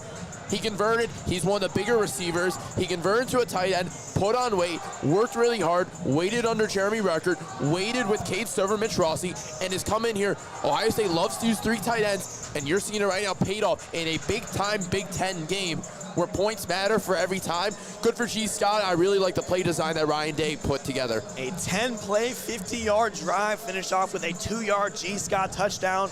Stroud now 21 for 26 through the air, 6 touchdowns, 361 plus yards. As Ohio State's Jaden Fielding set to take the kick. Ohio State leads 49-13. Just a little over 3 minutes remaining here in the third quarter. I really thought East Lansing today was a really fun place to be in. A lot of the Spartan fans, really respectable, great stadium, great environment. The hospitality's been well here at Spartan Stadium. So a really good time on our first road game this year, and still got another quarter of football to go here in East Lansing, but so far a fun one for Ohio State fans. It's a great atmosphere as well. Talking about Ohio State fans who did make the travel, a good amount of them still in the crowd today, as you can see the Scarlet popping. Jaden Fielding is gonna take the kickoff, and this one's gonna be returned by Michigan State. And he's cutting through the crowd, and he's now gonna be tackled near the 27-yard line. Peyton Thorne and company, again, coming out again from Michigan State, hoping to gain anything, any momentum against this Ohio State defense who has been shut down and locked in today. One of the few bright spots for Michigan State today, I know this is not saying a ton, but it's their kick return game. Henry Tyrell has come out of the end zone every time, and he's been aggressive. He's taken a lot of good kicks, and I think for Henry Tyrell, he's been really good. Peyton Thorne and company back out on the field. They're gonna have it near the 28-yard line in their own territory. It's gonna be Jarek Broussard in the backfield. Hand off to Broussard, he's gonna bounce out right. The little explosiveness on that one. And he's gonna pick up a couple yards on that one. Excuse me, Peyton Thorne looks like has left the game. Is now leaving the game as Noah Kim is gonna check in for Michigan State, looking to shut him down today. Noah Kim, who redshirted last season, is gonna get his first impact now with the Spartans offense. You know, I find it kind of funny that Kirk Herbstreit and Chris Fowler calling the game last year. It was expected to be a great game. It was a blowout. It looks like it's going to be that way again. Kim in the shotgun with Broussard behind him. He's going to hand it up to Broussard. Broussard's going to cut up the middle again just for a couple of yards on that one. It looks like he's going to get just one to pick up another 3rd and long now for this Spartan offense. The Spartan offense really cannot move the ball. They are having trouble, and having Noah Kim in at quarterback, you don't have a lot of experience. He's 8 for 9 coming to this game, 2 touchdown passes. Noah Kim is not really the backup quarterback you envision me playing right now in a big-time game against Ohio State. Just run the ball for Michigan State right now. I know it's 3rd and 7, but you gotta run the ball. Broussard, 3rd and 7. He's got, Kim, 3rd and 7. He's got Broussard to the right of him. Play clock going down now at 8 seconds. Snap. Kim with the ball. He's looking out right. He's going to send this one down the right field sideline, and that one's going to be incomplete, intended for Jaden Reed. Just got way outside of him on that out of bounds, and once again, Michigan State bringing out that punting unit. Jaden Reed was wide open. He was down the sideline. You could have easily put the ball on him, and that would have been a first down and more. And I think if Payton Thorne was in the game, that would have been a completion and a first down. But you know what? The punt team for Bryce Behringer and Michigan State are back out, and Ohio State is 136 away in this quarter to go to the fourth quarter and securing the W. Snap. Bryce Behringer, punt is away in the air. Emeka Abuka set back to receive. He's going to let this one go. Ball's going to bounce around a little bit, and it's going to be tapped just inside the 20, around the 17-yard line. Ohio State on offense looking to get back on the field. Ryan Day has a decision to make. Does he want Kyle McCord to get some action, or is Stroud going to go out for another drive? I think for Ohio State right now, let's get CJ in for the rest of this quarter. Get Kyle warmed up. We'll have some Devin Brown action possibly at the end of the fourth quarter, because this is Ohio State's future. I think Ohio State fans know at this point, it's pretty certain CJ Stroud's last season here is at Ohio State. So now will be Devin Brown, will be Kyle McCord, who will be the starting quarterback next year, and it looks like Kyle McCord is in the game. That's right, Kyle McCord set to check in for his first action tonight against Sparty. He's got a couple touchdowns on the air as well, playing in some minutes down the stretch. He's going to have Hayden in the backfield now. Snap, hand off to Hayden. Hayden's going to cut up inside. Looks like a gain of 3 yards on that one. And Ohio State is very intent on running the ball and trying to get this clock moving. They've done a great job already, Matt. 200-plus yards on the ground today in comparison to the Spartans, -8. We said this earlier, Ohio State, the only team in the country that's averaging 300-plus in the air and 200-plus on the ground. They're doing it once again. C.J. Stroud had a phenomenal day at QB. McCord now is going to line up in the backfield. He's got Hayden to the left of him. He's working with G. Scott. Additional on that offensive line to his right. Hayden now is going to motion in behind McCord, excuse me. He's going to get the handoff. He's going to look to go left. He's going to go behind the tackle. He's going to get a pickup of just another couple of yards. And Ohio State's going to have a 3rd and short now, as they don't need to run another play to let this one go into the fourth quarter. I think Ohio State's just going to let this go. They're trying to burn out the clock and get back to Columbus just like the rest of us. And so right now for Ohio State, I would have liked to see Julian Fleming get a little more playing time, because Fleming has been injured for a majority of the season. We have not seen a ton from him this year. Yeah, he's had a couple of great touchdowns today and a couple big catches. But for Ohio State, kind of get him going a little more. Get him that experience. Get him that Big Ten play, because when they have to play Michigan, you would think you would want Julian Fleming to have the most experience and playing time ready to go. But that's going to end the fourth quarter, Cole, or third quarter, excuse me. And Ohio State's looking to go down that depth chart a little bit, as they're going to have a bye week next week before before hosting Iowa in 2 weeks. Definitely try to get some guys involved before your little break here. But for now, Ohio State leads end of the third quarter, as they are leading Michigan State 49-13. We'll take a quick break here before the conclusion of this game. You have been listening to Scarlet and Gray Sports Radio.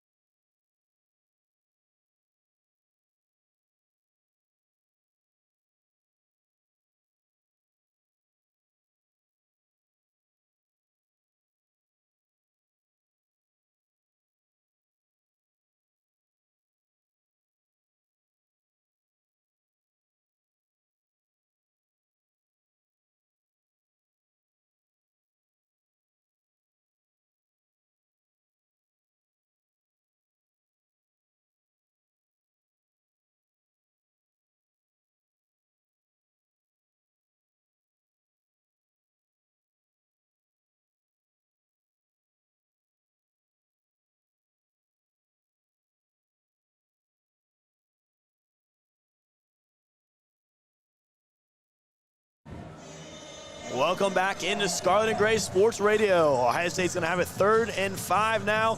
To begin the fourth quarter, if you're now just tuning in, the Buckeyes lead the Spartans 49-13 in what's been just a dominant game for the Ohio State. Kyle McCord now in the game for the Buckeyes. He's going to have Xavier Johnson to the right of him. He's going to motion him out to the right. 5 wide out now for the Buckeyes to start the third quarter. Kyle McCord alone in the backfield. Snap. He's looking out left. He's looking for Jaden Ballard. It's going to be caught. And it looks like he is just going to pick up. Excuse me, is that going to be just a little bit short of that first down marker? And he is going to get the first down after it looked like he didn't get it. Excuse me, that one was, he caught, was pushed just out a little bit, and Michigan State is going to bring out their special teams unit as Ohio State's going to elect a punt on this one. Hey, we get to see Jesse Mirko punt the ball. That should be fun. Let's see what Jesse Mirko could do from down under. Jesse Mirko with a rare sighting tonight now for the special teams as he's going to punt this one away.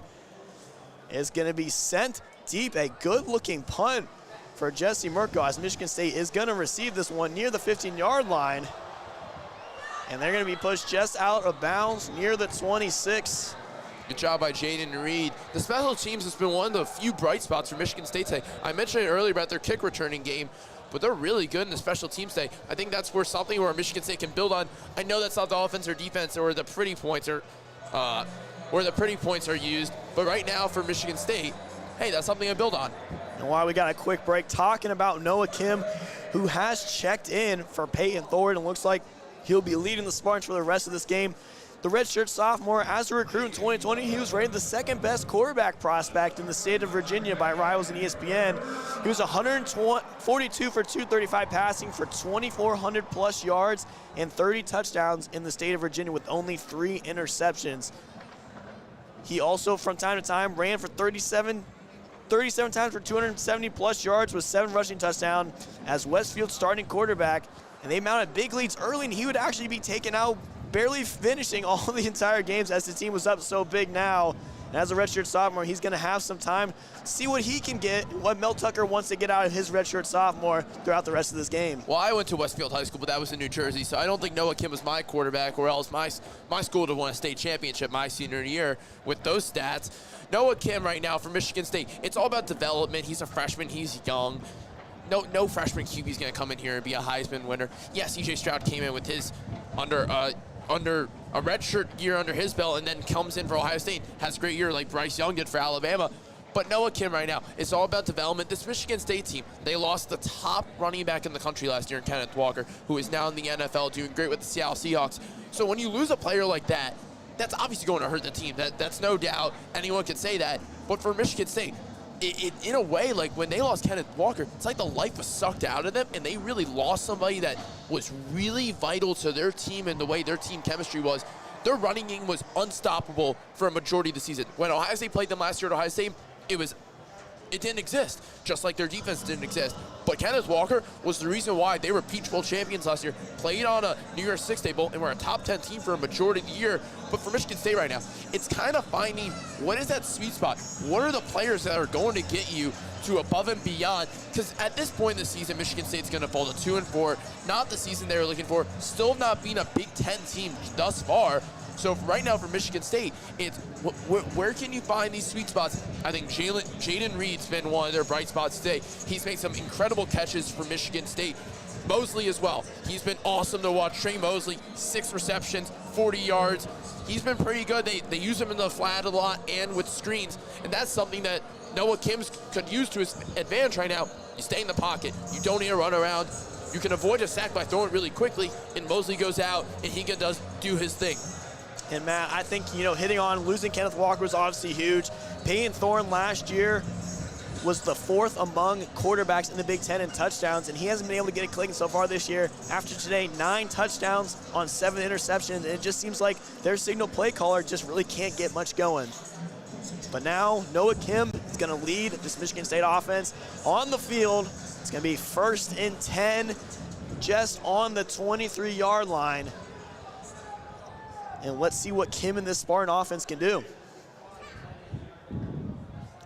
Snap. Kim going to play action. He's looking down the right sideline. Pass intended that time for his tight end, unable to reel it in on that one. But Michigan State not keen on running the ball, want to go down and see what they can do with this second unit out on the field. That was Jack Nickel, the tight end, the freshman from Milton, Georgia, who was the intended target for Michigan State. Kim now, he's going to have Jarek Broussard to the left of him, 2nd and 10. Snap, hand off to Broussard. Broussard's going to cut up the middle, and he's going to be wrapped up for a gain of a couple yards on that one. 3rd and just a little short. 3rd and 5 now for the Spartans. So for Ohio State right now, it's kind of a mix of the starters and the not starters. Michael Hall just checked in, so a starter, check. You see for Ohio State right now, Josh Proctor, not a starter, check. Jair Brown, J.K. Johnson, starter, not starter. So for Ohio State, it's kind of mixing and matching and seeing what works and developing your young players. Kim, 3rd and 5. He's going to have Broussard to the right of him. He snaps. He's looking across the middle now. He's being hunted down, and that one's going to be deflected by Mike Hall on that one. Again, having a great day for Ohio State. And excuse me, that is not Mike Hall. I almost thought Mike Hall had the interception. That was Tylee Williams. That's what I thought as well. And I was going to say, oh my God, Mike Hall might win the Heisman after this week. 4 sacks and interception taken to the house. What can't he do? Can he play quarterback next for us next year? Mike Hall, so young, so talented. Could this be the next Nick Bosa, Joey Bosa, or Chase Young? He might not be a DN, but that doesn't matter, ladies and gentlemen. If he's getting the numbers, that's all that matters. And a great job by the Buckeyes forcing another 3 and out here as Michigan State is going to send it deep. And Ohio State will call for the fair catch on that one as they're going to get their offense back out on the field now. That was Reese Stockdale, who's the punt returner for Ohio State. Saw him this week when we were at Media Day. Him and Marvin Harrison Jr. were catching punts, so I thought that was really interesting to see. Why is Reese Stockdale catching punts? Well, you know what? He's doing it in the game now, so now I get why. Marvin Harrison Jr., I think he was just getting practicing, because when is that guy not grinding and working? That his work ethic is really shown as one of the best receivers in the country. But Ohio State leads, and we have a break right now, Cole. But what I really want to see for Ohio State right now, it's, yeah, run the ball is going to chew down the clock and get this game over with, but it's just seeing your young guys get in there right now. I think for the offensive line, seeing the backups come in. DeJuan Jones is not going to be here next year. Paris Johnson Jr. most likely won't be here next year. Luke Whippler is a maybe to being back next year. So you're going to replace at least 2 offensive linemen. Let's see what the future brings. Let's see the guys that Ohio State really is going to use next year and give Buckeye fans a taste of what they'll see in 2023. I think you hit just on that, Matt. In a game where Ohio State has been nearly perfect, let's go down the depth chart a little bit and see if you're Ryan Day, see what they have to work with and see what they can get going. We'll take a quick break here on Scarlet and Gray Sports Radio. Ohio State leads Michigan State 49-13 with 13-14 remaining here in the 4th quarter. We'll be right back.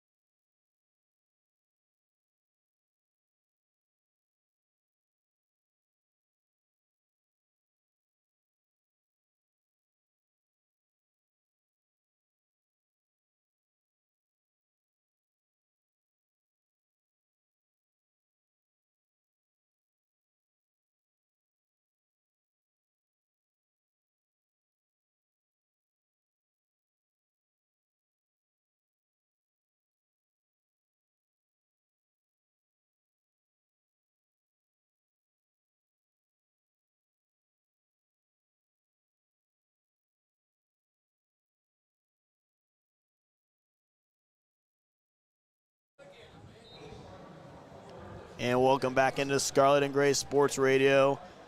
Kyle McCord gave a handoff to Dallin Hayden as we just came back for a 3-yard pickup.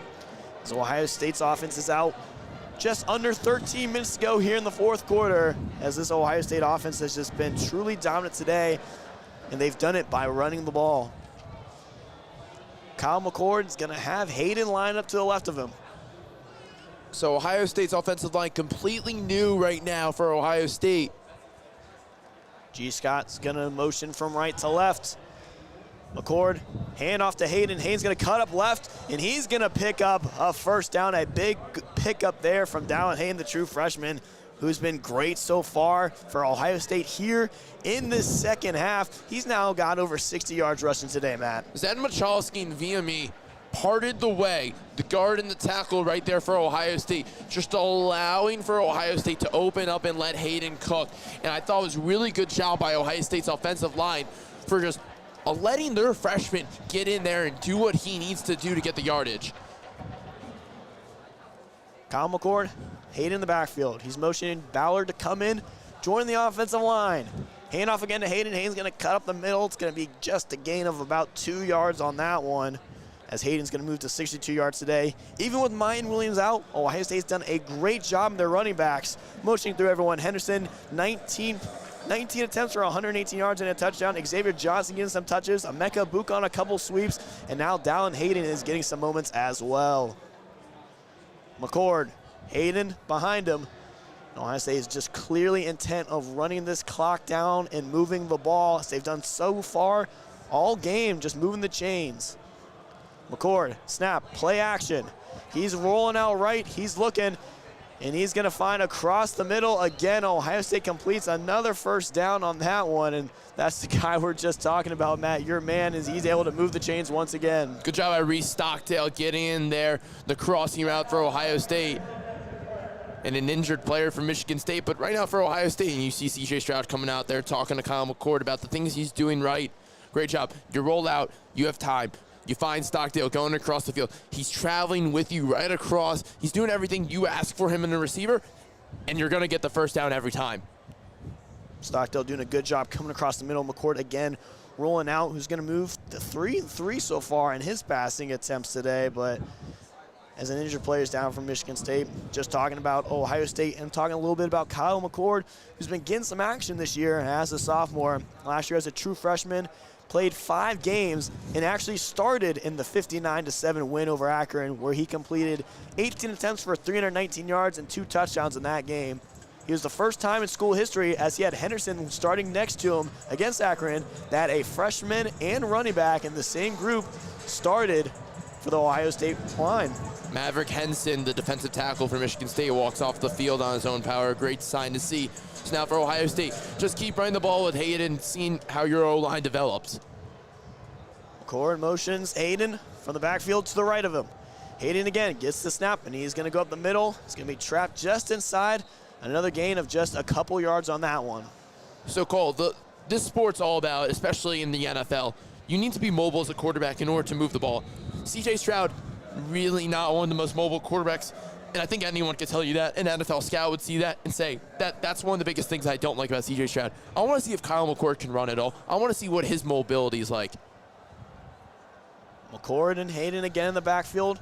With every intent of running the clock down, they're now down to 10 seconds on the play clock. The pitch outright to Hayden. Hayden's going to try to bounce outside. He's going to cut the middle now. He's going to gain, looks like, 7 yards on that one. It's going to be a 3rd and 1 now for the Buckeyes.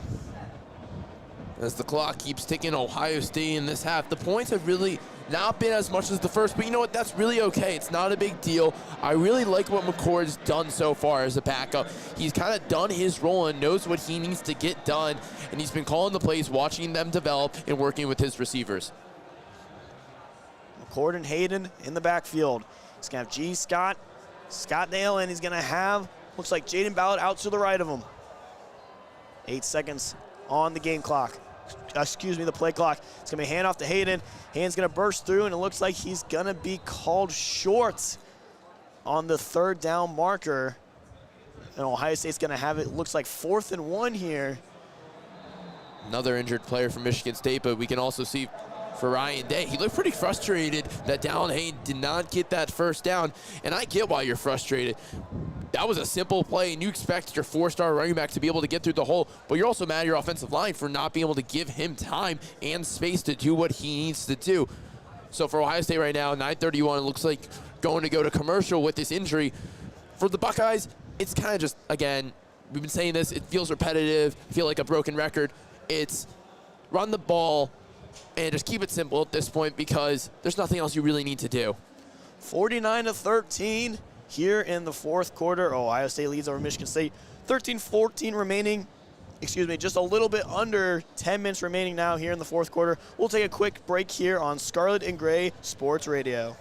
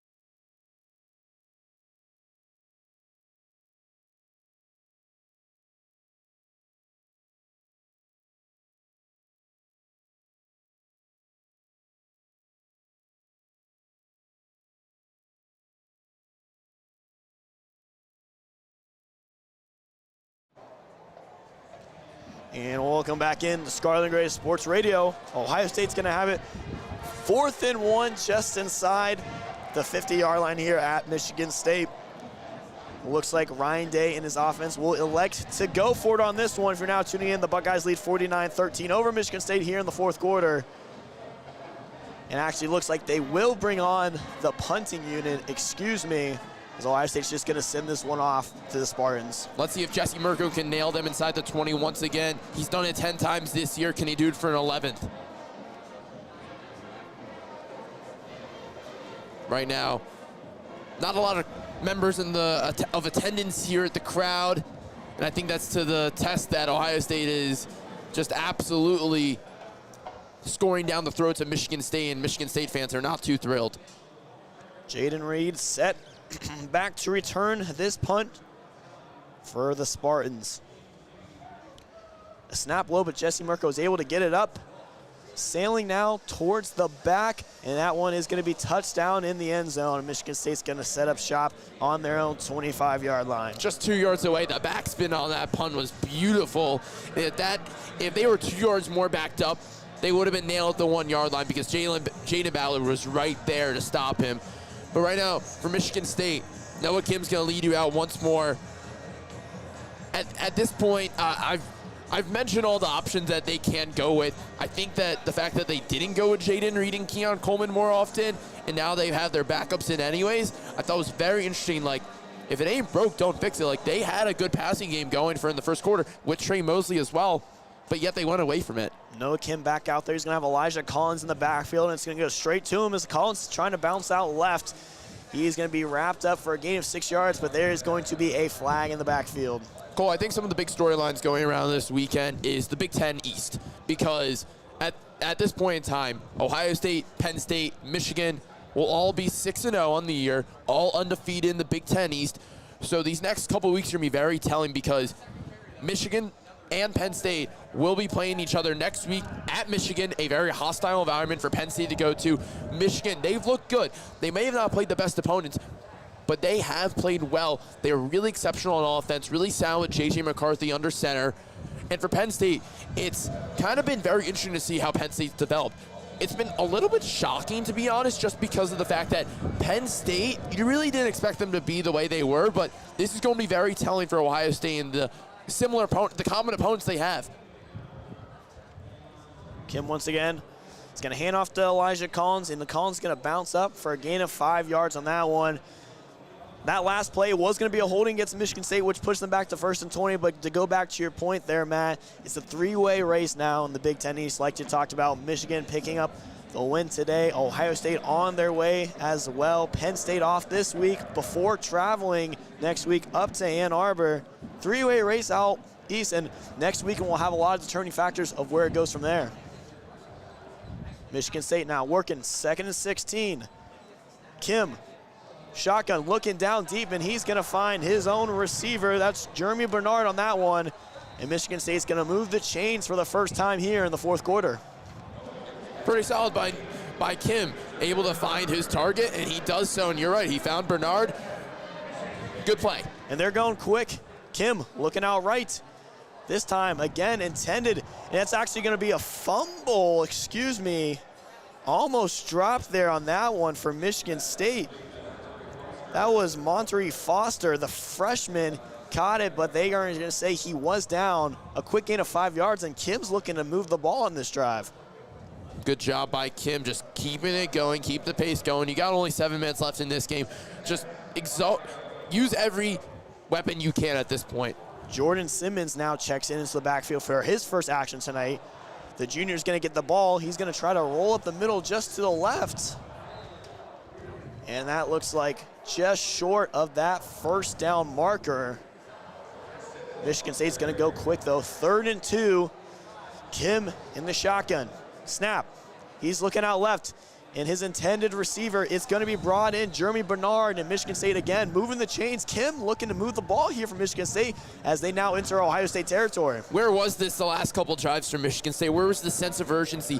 I really find it funny sometimes when teams all of a sudden have a sense of urgency when time's running out and they're losing by a lot. Yeah, it might be because the defense is backing off a little bit and playing softer coverage, but the sense of urgency all of a sudden picks up when you're down a lot more with littler time to go. Elijah Collins back now. That is still Jordan Simmons. He's going to go up the middle for a gain of just a couple of yards there, but like we talked about, going down your depth chart, if you're Mel Tucker now, you want to see what you have to play with, and Kim has been showing just that so far in his first action tonight. I think a lot of people knew coming into the season that Michigan State's a really young team, not a lot of experience on this side. You have a lot of transfers, a lot of new faces for Michigan State. 6 starters are out for Michigan State on the defensive side, so it's been a rough day for Michigan State, and you're just seeing your development. Kim now with the ball. He's looking out right to his intended receiver, and that's going to be caught and brought in that time. A great job by Noah Kim again, moving the ball up to the field to his receiver, Monterey Foster. And Michigan State nearing that red zone now as they are attacking this Ohio State defense. I almost thought Sony Styles, the freshman safety, had an interception for a second. Kim now again, shotgun snap. He's looking out right. And he's going to find Foster back right in the end zone. Touchdown, Spartans. How about that, Matt? The redshirt sophomore Noah Kim comes out, finds Foster in the back of the end zone, and he's got his mojo clicking. It's not going to affect the score too much, but Michigan coming alive here in the fourth quarter under Kim. Yeah, and Cole, it was very interesting. Ohio State's Jair Brown, who's the cornerback, kind of was caught off guard in a penalty as well that was pass interference. It, in a way, seemed like he didn't even realize the play happened for a quick second. Jair Brown getting in there at the end, but great job by Michigan State. We talked about the urgency that Noah Kim needed to pick up on this drive. Don't know why it happened all of a sudden now compared to a couple drives ago, but nonetheless, Michigan State gets on the board once again. Jack Stone comes out to complete the point after attempt now for the Spartans.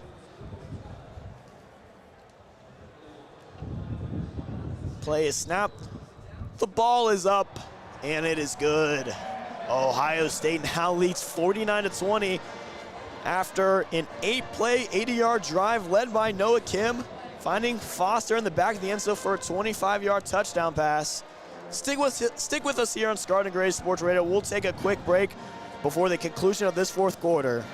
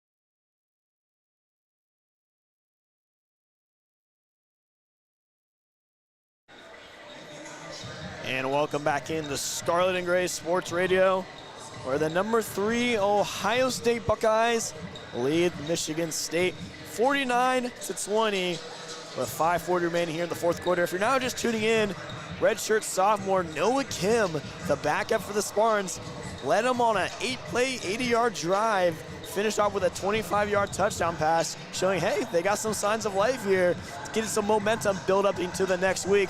Not going to matter too much on the scoreboard, but Ohio State now set to receive.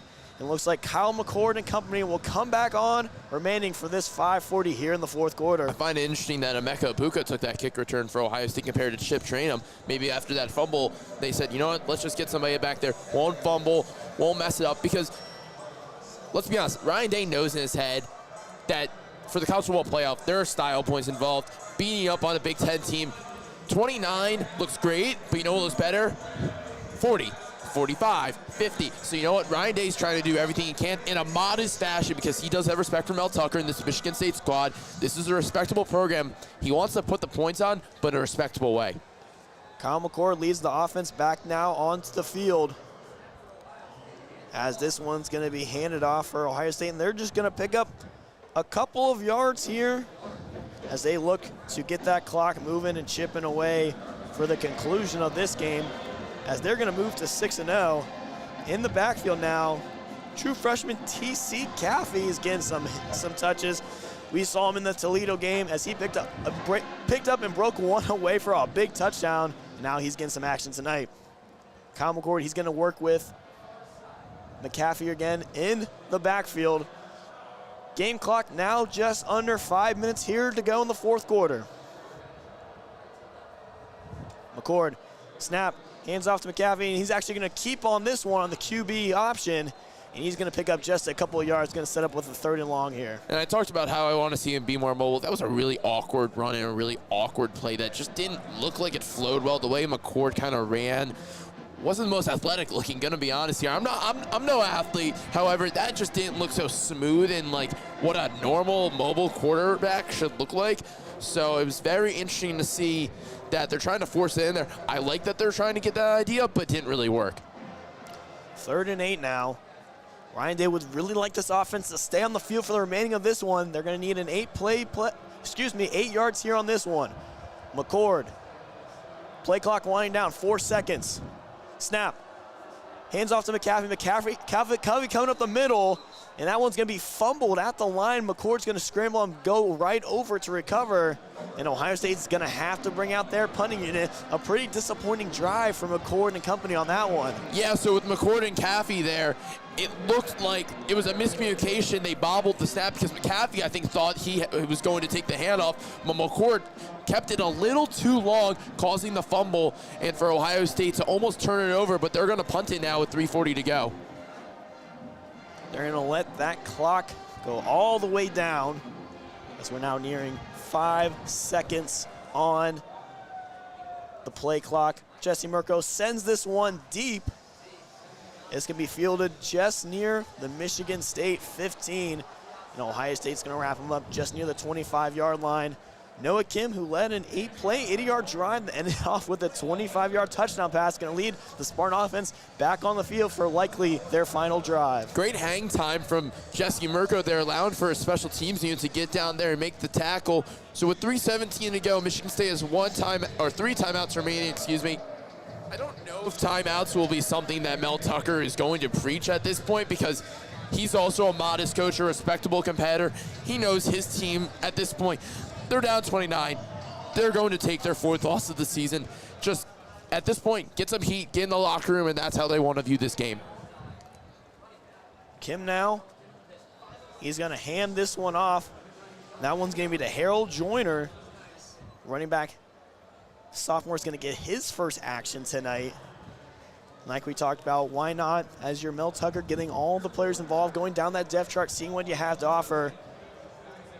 And that time, Joyner's going to pick up just a gain of 2 yards. He's going to pick up no yards on that one as game clock winding down. Kim's going to look out left. That one's going to be corralled in and pushed out of bounds. Jeremy Bernard on that one. And Michigan State's going to have a 3rd and 6 now. 3rd and 8. 2:40 to go here in the 4th. The clock continues to run. And for Ohio State's defense, it's soft coverage at this point. Jim Knowles knows no need to pressure, no need to get the sack. Just kind of let Michigan State run their plays and let the clock wind down, because at the end of the day, Ohio State's defense has played premier tonight. Kim now, he's going to have Joyner to the left of him. Snap. Kim now evading to the right. He's going to have to throw this one away with no intended targets out there as well. That might be intentional grounding. He was inside the pocket. There was no receivers near him.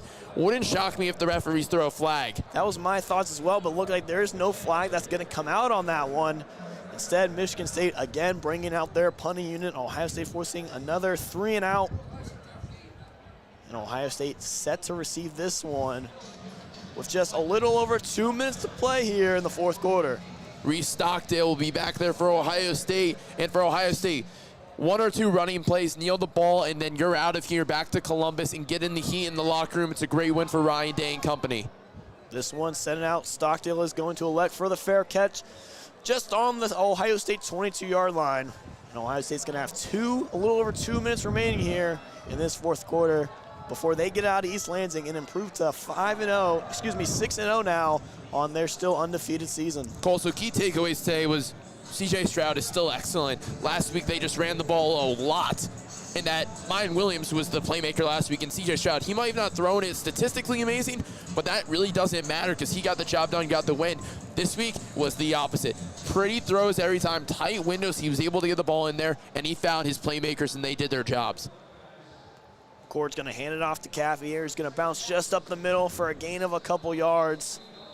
So Ohio State's fully intent of running this clock out, hopefully to do it on one drive and not bring out the punting unit once again, as Caffey's going to pick up 4 yards on that one. Mel Tucker's already taking his headset off, so as head coach, you kind of know once your headset's taken off as the opposing head coach, this game is over and the clock will hit 0 just real soon. So he knows exactly that Ohio State's going to move on to 6-0.